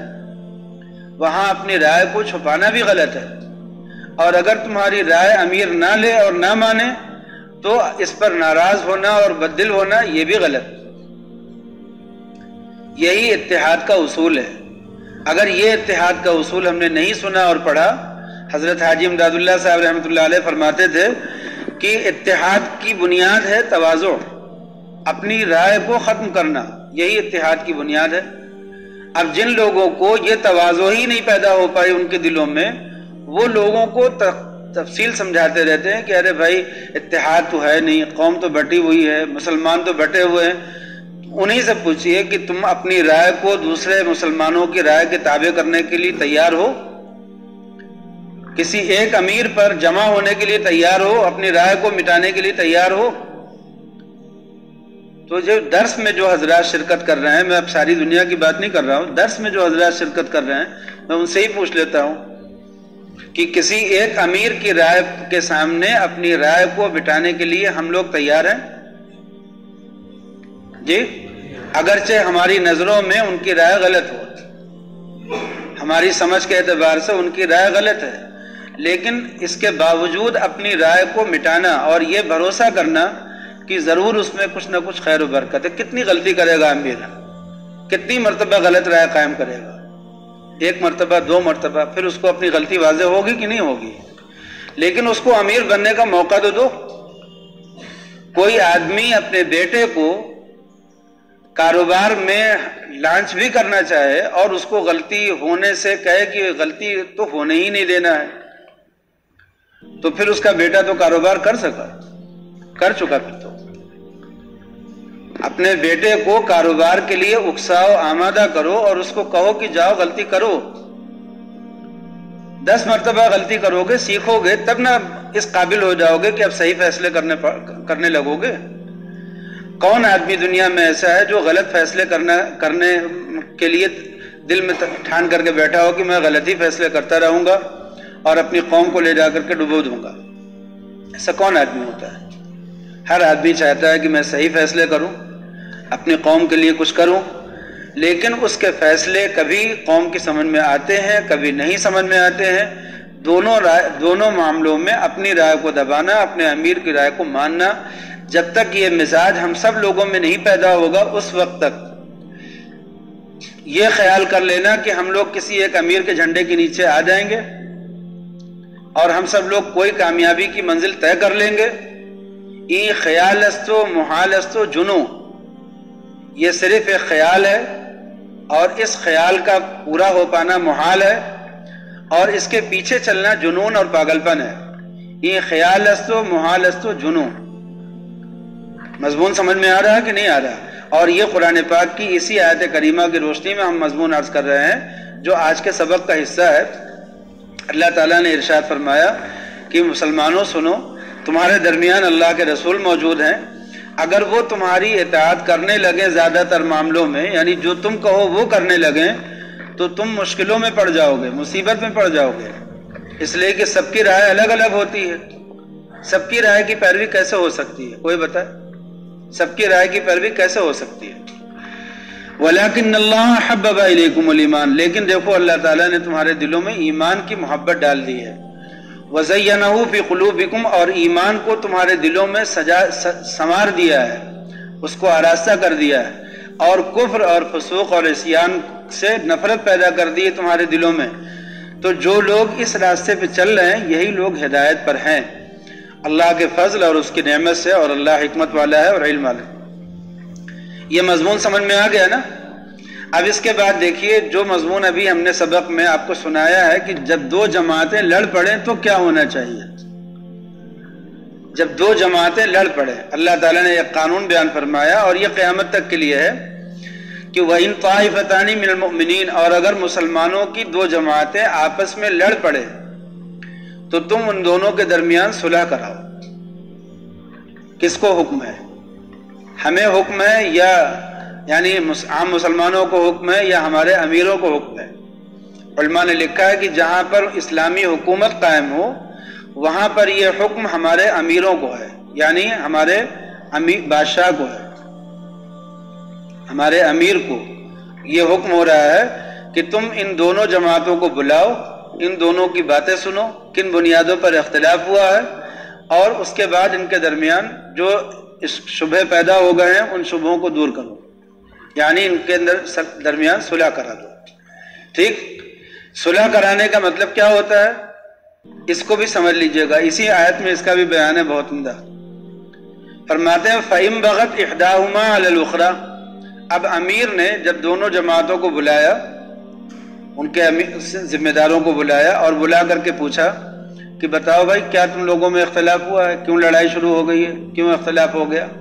انہوں نے اپنی بات کی، انہوں نے اپنی بات کی۔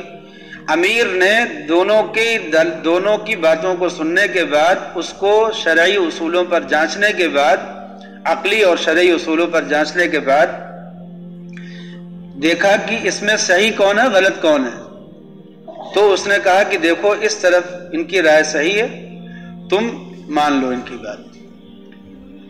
دو جماعتیں ہیں، امیر المومنین بیٹھے ہوئے ہیں، اور ان دونوں جماعتوں کی ذمہ داروں سے گفتگو ہو رہی ہے، اور ایک سے یہ کہا جائے گا کہ ان کی جو بات ہے یہ زیادہ صحیح ہے، تم اس کی بات مان لو، یا اگر ان دونوں سے ہٹ کر کے کوئی الگ رائے ہو تو اسی کو پیش کر دے امیر المومنین کہ تم اس کو مان لو، اس دونوں باتوں کو چھوڑ دو۔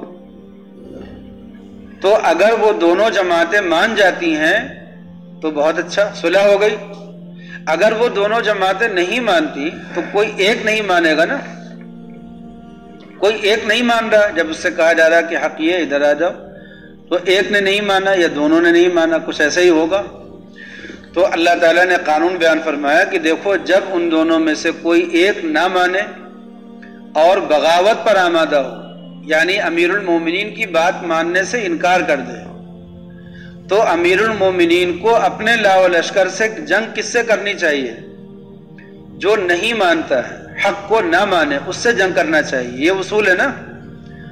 ہمارے معاشرے میں جب کبھی صلح ہوتی ہے، دو لوگ آتے ہیں کسی عالم کے پاس، مفتی کے پاس، یا کسی گھر کے بڑے کے پاس، ان کی غلطی، ان کی غلطی، ان کی بات، اختلاف ہو جاتا ہے۔ جب ہمارے درمیان جھگڑا ہوتا ہے تو جب بڑا کوئی صلح کرانے کے لیے آتا ہے تو وہ حق والے سے اگر یہ کہہ دے کہ تم اپنا حق چھوڑو،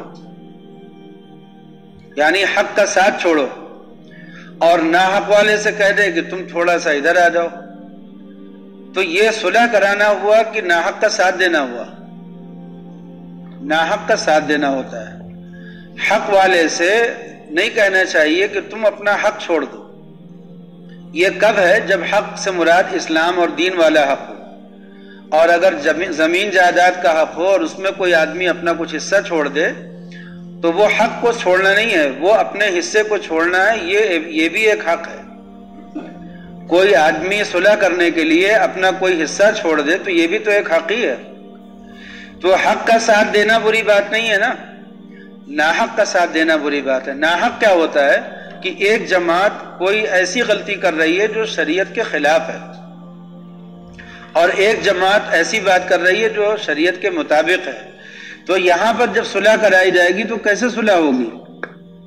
ان دونوں کے درمیان صلح کرنے کا طریقہ یہ ہے کہ ناحق والے کو مجبور کرو اس بات پر کہ وہ حق والے کے ساتھ آ جائے۔ حق والے کو کبھی بھی مت کہنا کہ ناحق والے کے ساتھ کی طرف چلو، کبھی بھی نہیں کہنا کہ حق والے سے یہ کہو کہ اپنا کچھ حصہ حق کا چھوڑ دو اور چلے جاؤ ادھر کی طرف، اس لیے کہ وہ حق چھوڑے گا تو دین چھوڑے گا، اور دین کا کوئی حصہ چھوڑ کر کے صلح نہیں ہو سکتی ہے۔ تو ہمیشہ یہ اصول یاد کر لیجئے کہ جب دو جماعتوں میں اختلاف ہو تو امیر المومنین ان دونوں جماعتوں میں کیسے فیصلہ کرے گا؟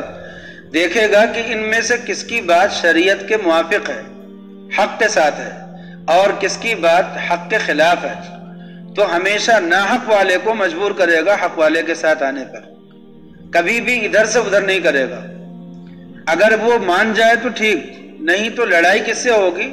جو ناحق والا ہے، جو حق کا ساتھ دینے کے لیے تیار نہیں ہو رہا، اس سے لڑائی ہوگی۔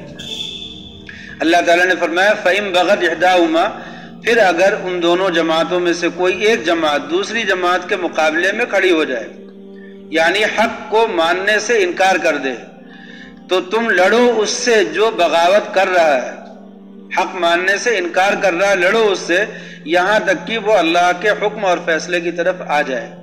یہی نا قرآن پاک کا حکم ہوا، حتی تفیء الی امر اللہ، یہاں تک کہ وہ جماعت اپنا ناحق چھوڑ کر کے حق کی طرف آ جائے، اللہ کے فیصلے کی طرف آ جائے۔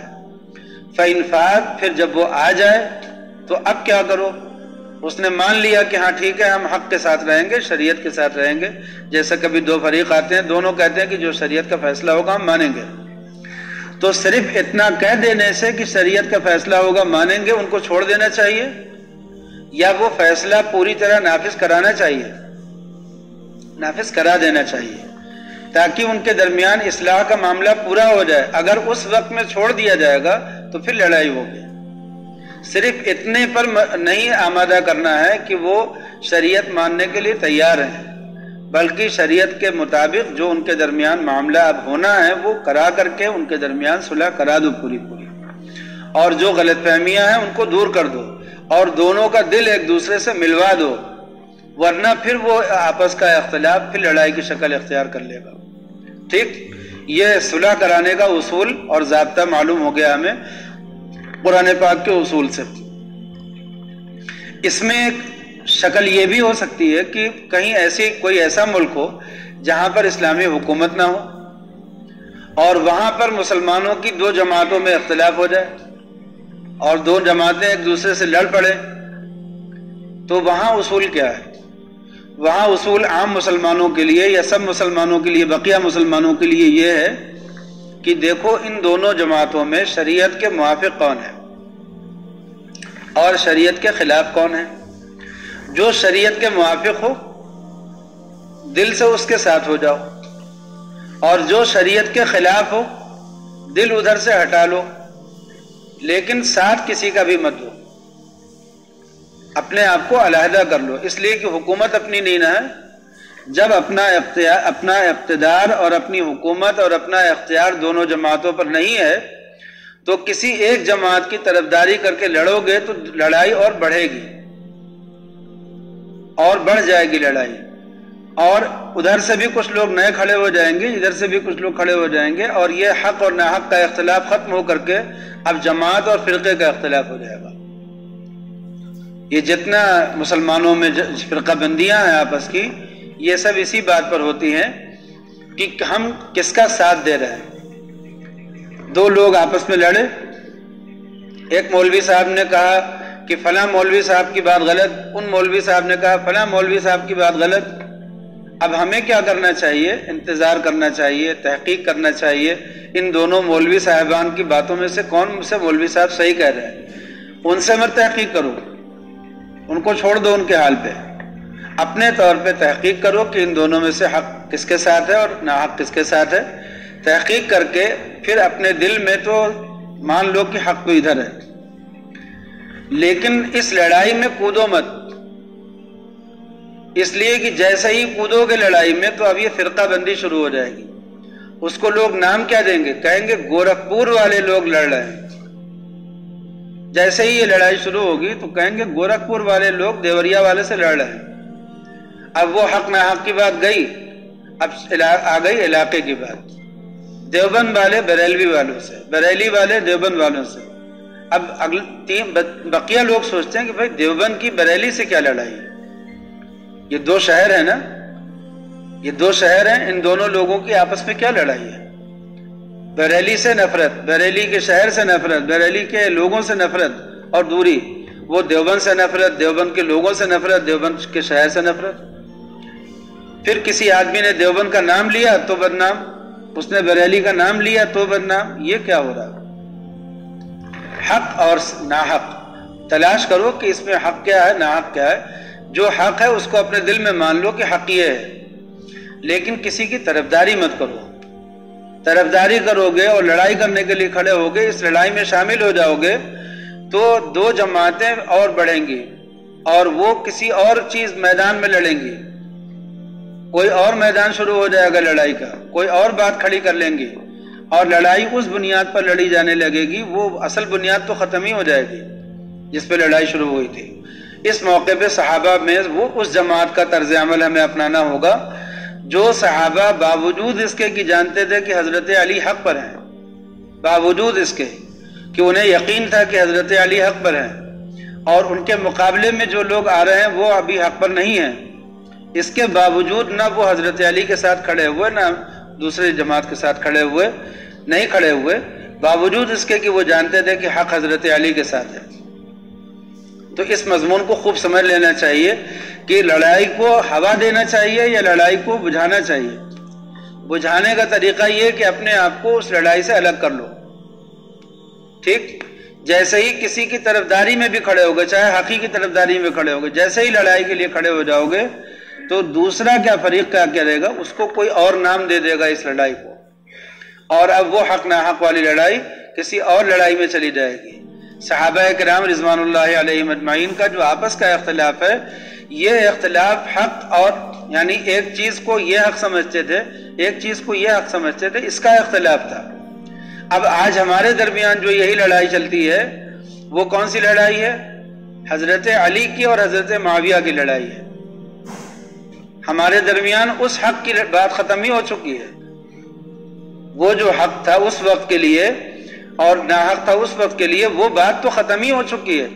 اس لیے کہ اگر وہ بات ختم نہیں ہوئی ہوتی، حضرت حسن نے صلح نہیں کی ہوئی ہوتی تو لڑائی چل رہی ہوتی نا. وہ دونوں خاندان ایک دوسرے سے لڑ رہے ہوتے نا، مگر ان دونوں خاندانوں نے تو آپس میں صلح کر لی، ان کا تو اختلاف ختم ہو گیا. لیکن ہماری لڑائی وہی چل رہی ہے. اور پھر ہمارے مسلمانوں میں کچھ لوگ اور بھی آگے بڑھ گئے، عالم ہیں، پڑھے لکھے لوگ تھے، لیکن ایسے بہکے کہ انہوں نے اس کو بنو امیہ اور بنو ہاشم کی لڑائی کہہ دیا. یعنی کفر کے زمانے کی لڑائی تک اس کو لے گئے. کہنے لگے کہ یہ امیر معاویہ کی حضرت علی سے ان کا کوئی شرعی اختلاف نہیں تھا، یہ بنو امیہ کی اور بنو ہاشم کی لڑائی تھی. اس کا مطلب یہ تھا کہ حضور پاک صلی اللہ علیہ وسلم کی تربیت کا اثر نہ حضرت علی پر ہوا تھا، نہ حضرت امیر معاویہ پر ہوا تھا، نہ حضرت عباس پر ہوا تھا، نہ اہل بیت پر ہوا تھا. یہ سب لوگ اسی جاہلیت کی لڑائی میں پھر آ گئے واپس. بڑے عالم تھے، انہوں نے اپنا مضمون لکھا، انہوں نے لکھا کہ یہ حقیقت میں بنو ہاشم اور بنو امیہ کی لڑائی تھی. اب بتائیے اتنی بری باتیں کی. تو اس مضمون کو خوب سمجھ لیجئے گا کہ حق اور ناحق کب تک وہ حق وہ والا رہتا ہے جو شرعی حق ہے، اور کب اس حق سے وہ عصبیت میں تبدیل ہو جاتا ہے، اس کو ہم لوگ نہیں سمجھ پاتے. اس مضمون میں ہم لوگ بہت بڑی غلطیاں کرتے ہیں، بہت بڑی بڑی غلطیاں کرتے ہیں. کب کانگریس کی لڑائی ہوئی ہے؟ کب لڑائی ہوئی کانگریس کی مسلم لیگ کی؟ کب ہوئی؟ آج تک وہ لڑائی چلتی ہے، آج تک چلتی رہتی ہے. آج تک ہم لوگ بٹے رہتے ہیں اس چیز کو لے کر کے. وہ لڑائی تو کب کی ختم ہو چکی ہے، اس کا وقت ختم ہو گیا، اس کا موقع ختم ہو گیا، لیکن لڑائی چلتی رہتی ہے اس لیے کہ وہ چل رہی ہے. جماعت اسلامی ایک جماعت قائم ہوئی، اس جماعت کے جو بانی تھے انہوں نے کچھ باتیں ایسی لکھی جس سے امت میں بہت اختلاف ہوا. صحابہ کو کچھ ایسے انداز میں کہا گیا، ان کے گفتگو ان کے بارے میں یا اپنے اکابر کے بارے میں جس سے امت کے لوگوں کو، علماء کو یہ احساس ہوا کہ جو لوگ ان کی کتابیں پڑھیں گے بے ادب ہو جائیں گے۔ وہ ایک اختلاف ہوا تھا، اس اختلاف کو علماء نے بیان بھی کیا، لکھا بھی، اس کے متعلق کتابیں بھی لکھی گئی، لیکن اس اختلاف کو کب اس کو آدمی تبدیل کر دیتا ہے فرقے میں، اس چیز کی لوگوں میں تمیز ہی نہیں رہتی۔ اس چیز کی تمیز لوگ کھو بیٹھے ہیں۔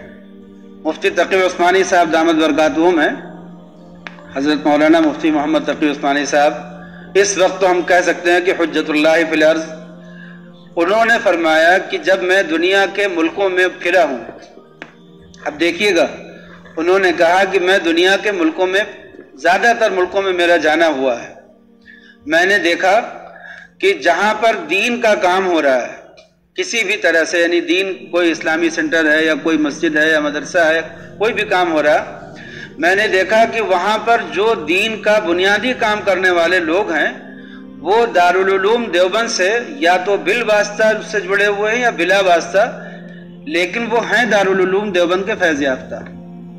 ایک بات، اب جو لوگ دارالعلوم کو دیوبند سے جوڑ کر کے دیوبند کی برائی کرتے ہیں وہ بتائیں کہ وہاں پر دین کون زندہ کیے ہوئے۔ دوسری بات مولانا نے لکھی ہے کہ دنیا میں جتنی تنظیمیں کام کر رہی ہیں اس مسلمانوں کے لیے، اسلام کو پھیلانے کے لیے، اسلام کی تبلیغ اور نشر و ارشاد کے لیے، اس میں نمبر 1 پر جو کام ہے وہ تبلیغی جماعت کا ہے۔ نمبر 1 پر جہاں جہاں بھی مسلمان بالکل پچھڑے ہوئے تھے، دین سے دور تھے، تبلیغی جماعت کے لوگ وہاں گئے، ان کو آمادہ کیا، اسلام کی طرف لائے، مسجدوں سے جوڑا، اللہ اور رسول سے جوڑا۔ نمبر 1 پر ان کا کام چل رہا۔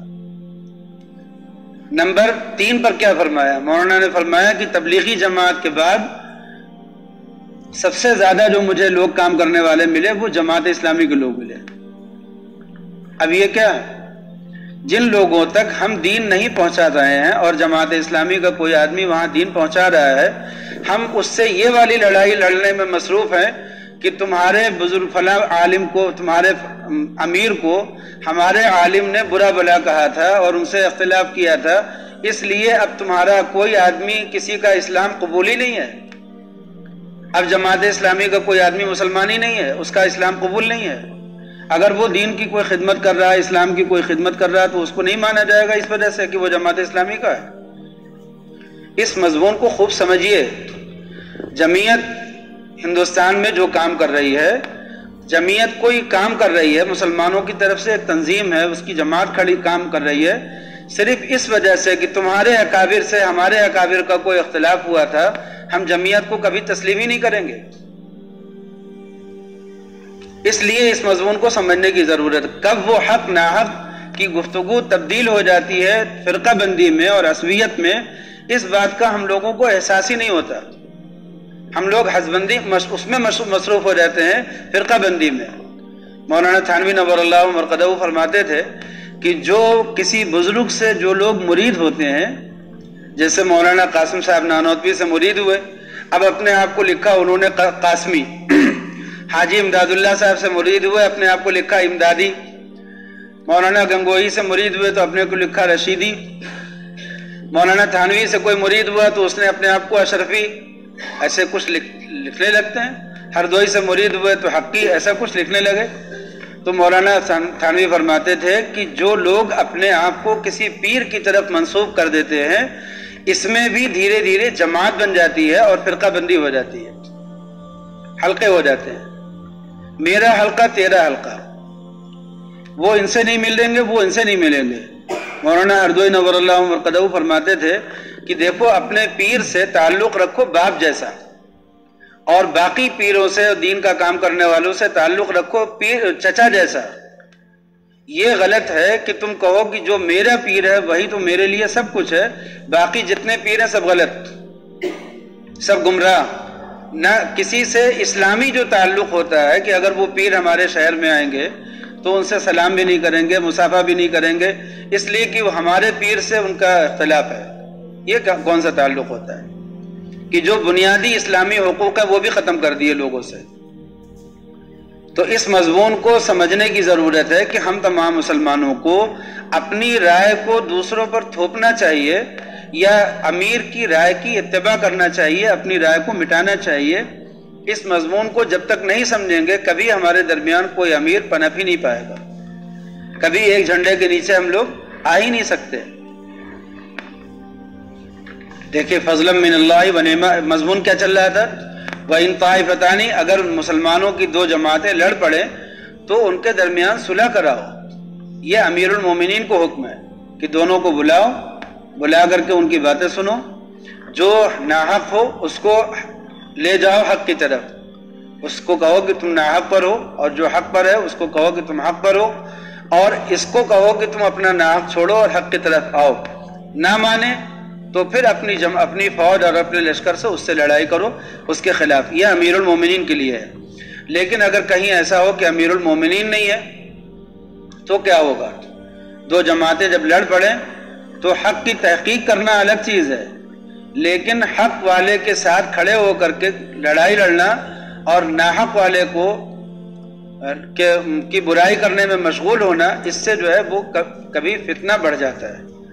تو اس معاملے میں ہمیشہ کرنا یہ چاہیے کہ اپنے آپ کو الگ کر لینا چاہیے، اور یہ دیکھنا چاہیے کہ انتظار کرنا چاہیے کہ ہو سکتا ہے وہ ناحق والا صلح کر لے، ٹھیک ہو جائے، اپنی اصلاح کر لے۔ اس کے لیے دعا کرو کہ اللہ اس کو جلد از جلد اصلاح کی توفیق دے دیجیے۔ اس میں کودو مت، اس لڑائی میں کودو گے تو یہ لڑائی کبھی ختم ہونے والی نہیں ہے، یہ بڑھتی چلی جاتی ہے اور فرقہ بندی پر جا کر کے ختم ہوتی ہے۔ فرقہ بندی کا مطلب یہ ہے کہ جیسے دیوبندی بریلوی، اب آج ہمارے نظروں میں ان کے پاس تو معاملہ یہ ہے کہ ان کے وہاں تو گنجائش ہی نہیں ہے ہم سے ملنے کی، ہم سے بات کرنے کی، اور ہمارے بھی جو بھولے بھالے لوگ ہیں ان کے دماغ میں بھی یہی مضمون بیٹھا ہوا ہے کہ ہم ان سے مل ہی نہیں سکتے، نہ سلام کر سکتے، نہ مصافحہ کر سکتے، نہ ان کی مسجد میں نماز پڑھ سکتے، نہ ان سے کسی طرح کا تعلق رکھ سکتے۔ یہ کیا ہے؟ ان کی بدعت سے دوری اختیار کرو، ان کے گناہ سے دور رہو، لیکن ان کو قریب تو لانے کی کوشش کرو، ان سے ملو جلو گے نہیں۔ جب ہم کو کافروں سے ملنے جلنے کی اجازت دی گئی ہے کہ کافروں سے ملو جلو، ان کے تعلقات نبھاؤ، ان کے حقوق ادا کرو تاکہ وہ مانے۔ مولانا ہردوئی نور اللہ مرقدہ کے ایک مرید تھے، انجینئر تھے اور سرکاری ملازم تھے۔ حیدرآباد میں انہوں نے حضرت ہردوئی کی کچھ باتیں سنی، متاثر ہوئے اور ان سے مرید ہو گئے۔ پہلے قاری طیب صاحب کے مرید تھے، پھر حضرت ہردوئی کے مرید ہوئے۔ ان کے جو والد تھے وہ بریلوی خیال کے تھے، مزاروں پہ جاتے تھے، چڑھاوا چڑھانے والا مزاج تھا، کوئی پیر آتے تھے ان سے تعلق تھا، نذرانہ دیتے تھے۔ مولانا تھانوی بھی جب کبھی ایسے علاقے میں پہنچے جہاں پیروں کا علاقہ تھا تو مولانا نے لوگوں سے یہ نہیں کہا کہ ان پیروں کے پاس مت جاؤ، مولانا نے کہا کہ دیکھو مسئلے ہم سے پوچھو اور نذرانے ان پیروں کو پیش کرو۔ کبھی یہ نہیں کہا کہ پیروں سے تعلق مت رکھو، کہا کہ اپنا نذرانہ، اپنا ہدیہ تحفہ ان پیروں کے پاس لے لاؤ، لیکن ان سے دین مت سیکھو، اس لیے کہ دین ان کے پاس جو ہے وہ کچا ہے، کمزور مال ہے۔ صحیح جو سودا ہے وہ ہمارے پاس ہے، ہم سے سیکھو، ہم نے افتاء کیا ہے، ہم نے پڑھائی کی ہے، ہم نے اس کا علم حاصل کیا ہے۔ تو جیسے آدمی علاج کرتا ہے ڈاکٹر سے نا، جو ماہر ڈاکٹر ہو اس سے علاج کرتا ہے، ایسا نہیں کہ اپنی زندگی اور اپنا جو ہے وہ کسی کے بھی حوالے کر دے، لیکن تعلقات تو سب سے رکھ سکتا ہے نا۔ تو فرماتے تھے کہ پیروں کو نذرانہ دو، ہدیہ دو، ٹھیک ہے، یہ تعلق رکھو ان سے۔ تو جو اس علاقے کے پیر لوگ تھے خوش ہو گئے، کہنے لگے کہ دیکھو یہ بھی ایک مولوی ہیں، انہوں نے کسی سے بھی نہیں منع کیا کہ ہمارا نذرانہ روکو، بس انہوں نے سیدھی بات کی ہے کہ جو عالم ہو مسئلہ اس سے پوچھو، جو غیر عالم ہو اس سے مسئلہ مت پوچھو، دین اس سے مت حاصل کرو، سیدھی سی بات ہے۔ جس کو دیکھو کہ سنت کی پیروی زیادہ کرتا ہے اس سے سنت سیکھو، جس کو دیکھو کہ اس کی زندگی میں سنت کی پیروی کم ہے اس سے سنت سیکھنے مت جاؤ۔ باقی نذرانہ پیش کرنا ہو، ہدیہ پیش کرنا ہو، ہر مسلمان سے رکھ سکتے ہو، کسی سے بھی تعلق کر سکتے ہو۔ تو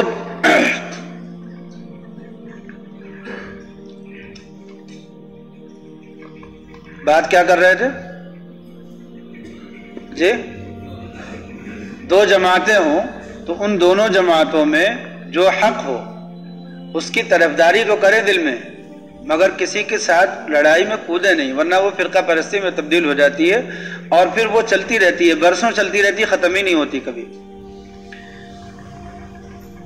وہاں پر شری لنکا میں بریلوی جماعت ہے اور جمعیت علماء ہے، جو مسلمانوں کی اپنی جماعت حق پرستوں کی ہے، وہ جمعیت علماء ہند ہے، وہاں پر کام کر رہی ہے، اور دوسری بڑی جماعت بریلویوں کی تھی۔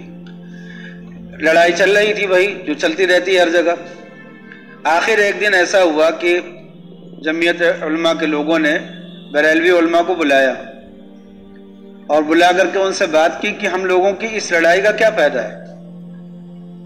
ہمارے بچے دین سے دور ہیں، ہم ان سے نماز پڑھنے کے لیے کہتے نہیں، ان کو جو دین کی بنیادی باتیں ہیں وہ سکھاتے نہیں، بس یہی سب لڑائی کرتے رہتے ہیں۔ تو اس سے تو امت کا نقصان ہو رہا ہے نا۔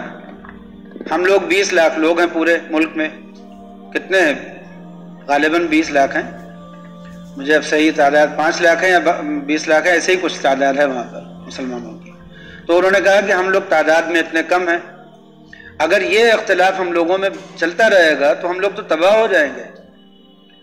تو کیوں نہ ایسا کریں کہ جن چیزوں پر ہم لوگ متفق ہیں ان چیزوں کے اعتبار سے ایک نصاب تیار کر لیں اور ایک بنیادی تعلیم کا ایک ڈھانچہ بنائے جس کو ہر مسلمان ضرور پڑھے۔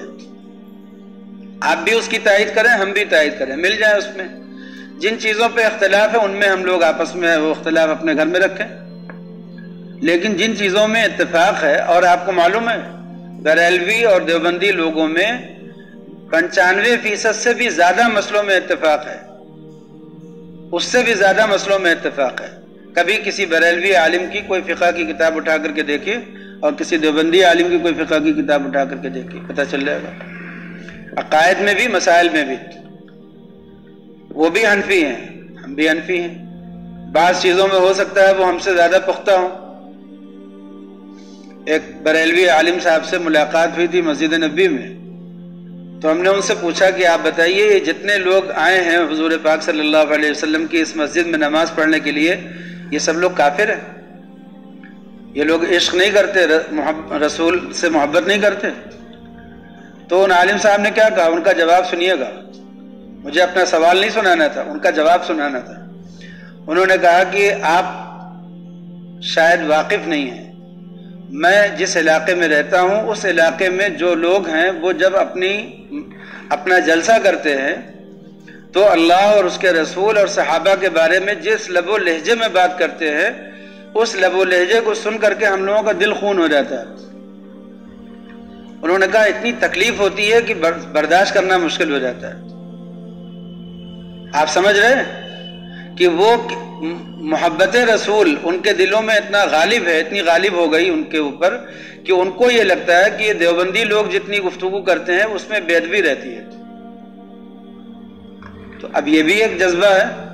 مولانا تھانوی نور اللہ مرقدہ نے اپنی پوری زندگی میں کبھی بھی مولوی احمد رضا خان صاحب کے بارے میں کوئی جملہ کہا ہی نہیں کہ وہ ایسے ہیں ویسے ہیں۔ مولوی احمد رضا خان صاحب نے بہت برائی کی، کافر تک کہا، لیکن مولانا تھانوی نے جواب میں کبھی کافر نہیں کہا۔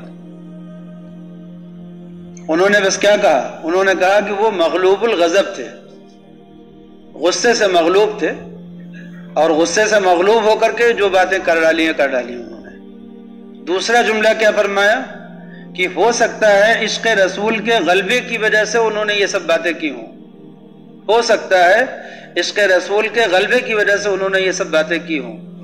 اب یہ بتائیے جس آدمی کو کوئی کافر کہہ رہا ہو وہ آدمی ان کے بارے میں ایسی جملہ کیسے کہہ سکتا ہے؟ اور چلیے اپنی بات تو آدمی برداشت بھی کر لے۔ مولوی احمد رضا خان صاحب نے مولانا تھانوی کے جو پیر تھے، حضرت گنگوہی کو، حضرت مولانا نانوتوی کو، مولانا خلیل احمد صاحب سہارنپوری کو، سب کو کافر کہا، اور ایسے نہیں کافر کہا کہ بس یہ کافر ہے، ایسے کہا کہ جو ان کے کفر میں شک کرے وہ بھی کافر ہے، ایسے کہا۔ مگر اس قدر ان کا غصہ اتنا سب ہونے کے باوجود ادھر سے تو ان کو کبھی گالی نہیں دی گئی، کبھی ان کو کافر نہیں کہا گیا، کبھی ان کو کوئی جملہ ایسا نہیں کہا گیا جس کی قیامت کے دن جس کا حساب نہ دے سکے۔ تو ہم مسلمانوں کو یہ سمجھنا چاہیے کہ صحیح کیا ہے، غلط کیا ہے، صحیح کے ساتھ رہے، کبھی بھی غلط کے ساتھ مت جائیں، لیکن اس صحیح کے ساتھ رہنے کے لیے ضروری نہیں ہے کہ ہم اپنے ہی پیروں پر کلاڑی بھی ماریں۔ ایسا کوئی ضروری ہے؟ اب وہاں جمعیت کے لوگوں نے مل کر کے، بریلوی علماء کے ساتھ مل کر کے ایک اتحاد کیا، ایک مشترکہ نصاب تیار کیا۔ پورے سری لنکا میں جتنے مسلمان بچے ہیں وہی نصاب پڑھتے ہیں، اس نصاب کو پڑھ کر کے ان کی بنیادی دین کی معلومات ایک ہو جاتی ہیں، ان کو حاصل ہو جاتی۔ وہ اختلاف کا جو شکار ہو رہے تھے ختم ہو گیا اختلاف۔ اب اس کے بعد جن چیزوں میں اختلاف ہے گھر میں رکھو اپنے۔ اسی طرح کی سوچ بنانے کی ضرورت ہے۔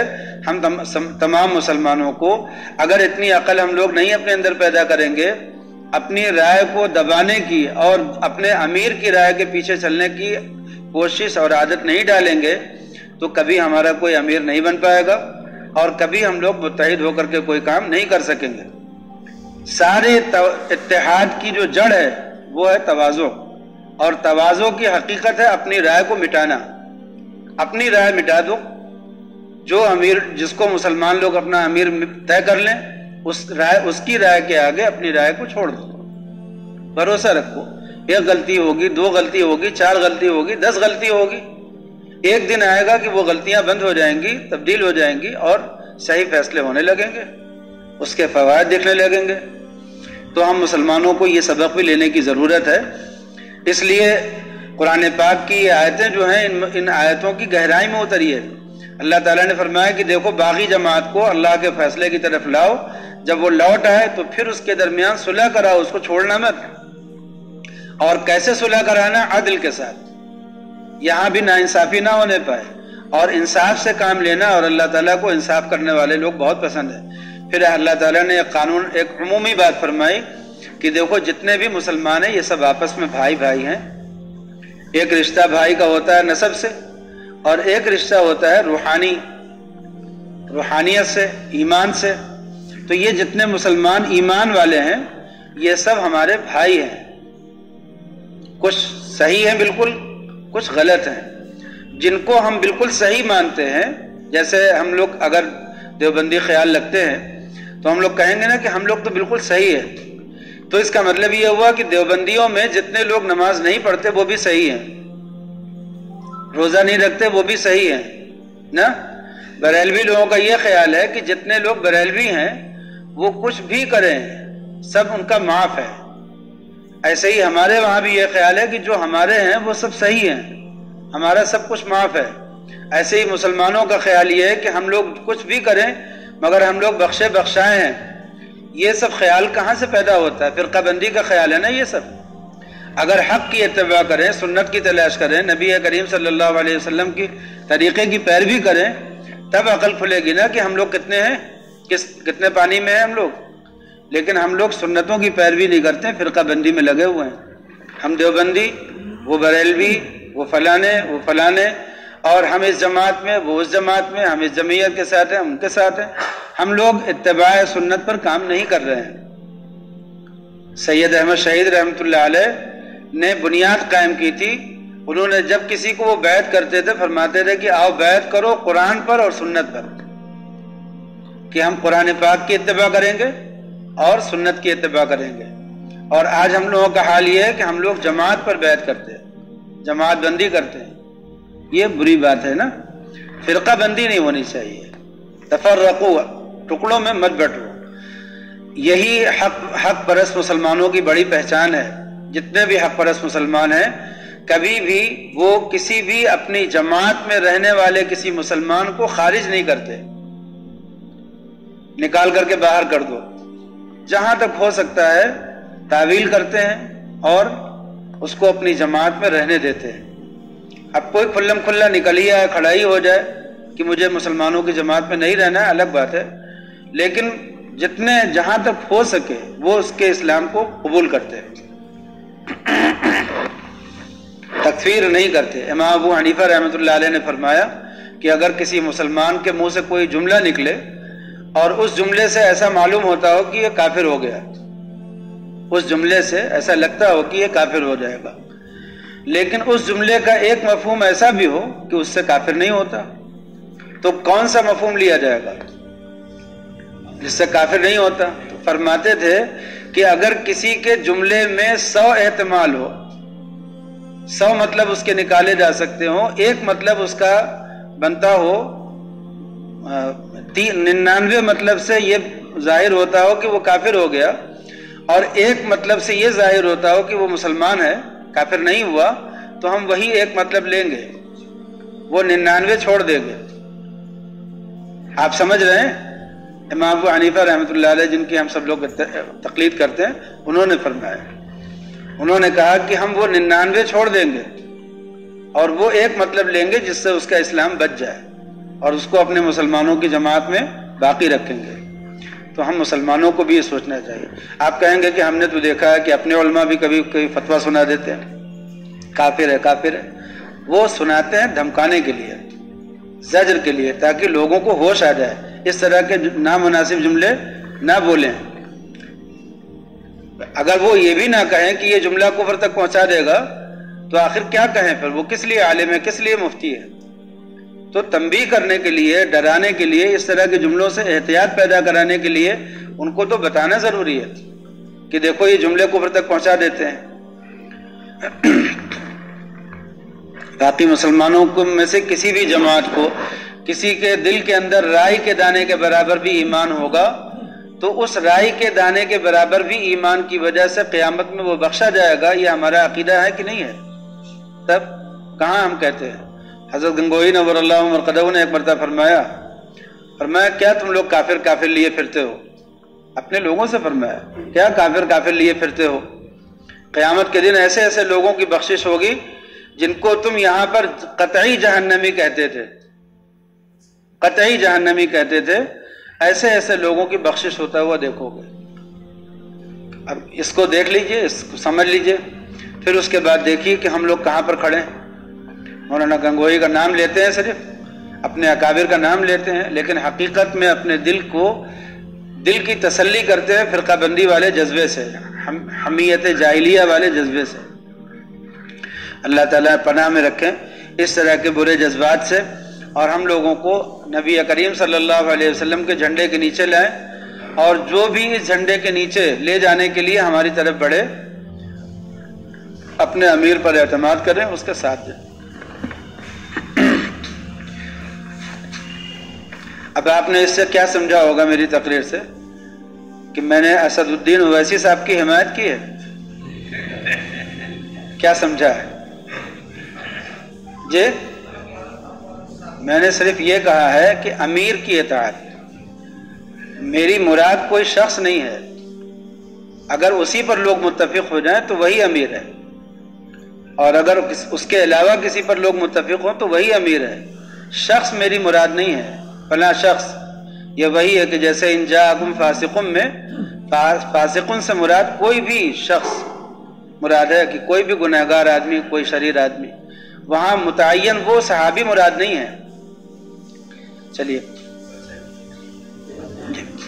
دعا کر لیجئے۔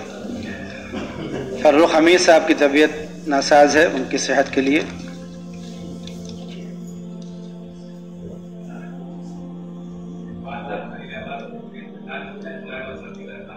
جی ان کی مغفرت کے لیے دعا بھی فرما دیں۔ کسی نے مسئلہ پوچھا ہے صاحبہ نے، تو اب وہ 2 سوال ہیں، ان کا جواب تو ایسے نہیں دیا جا سکتا مجمع میں، پھر انشاءاللہ وہ اگر مطلب یہ تحریر جو ہے کسی ذریعے سے حاصل کر لیں تو جواب اس پہ لکھ کر کے دے دیا جائے گا انشاءاللہ۔ الحمدللہ رب العالمین، والصلاۃ والسلام علی سیدنا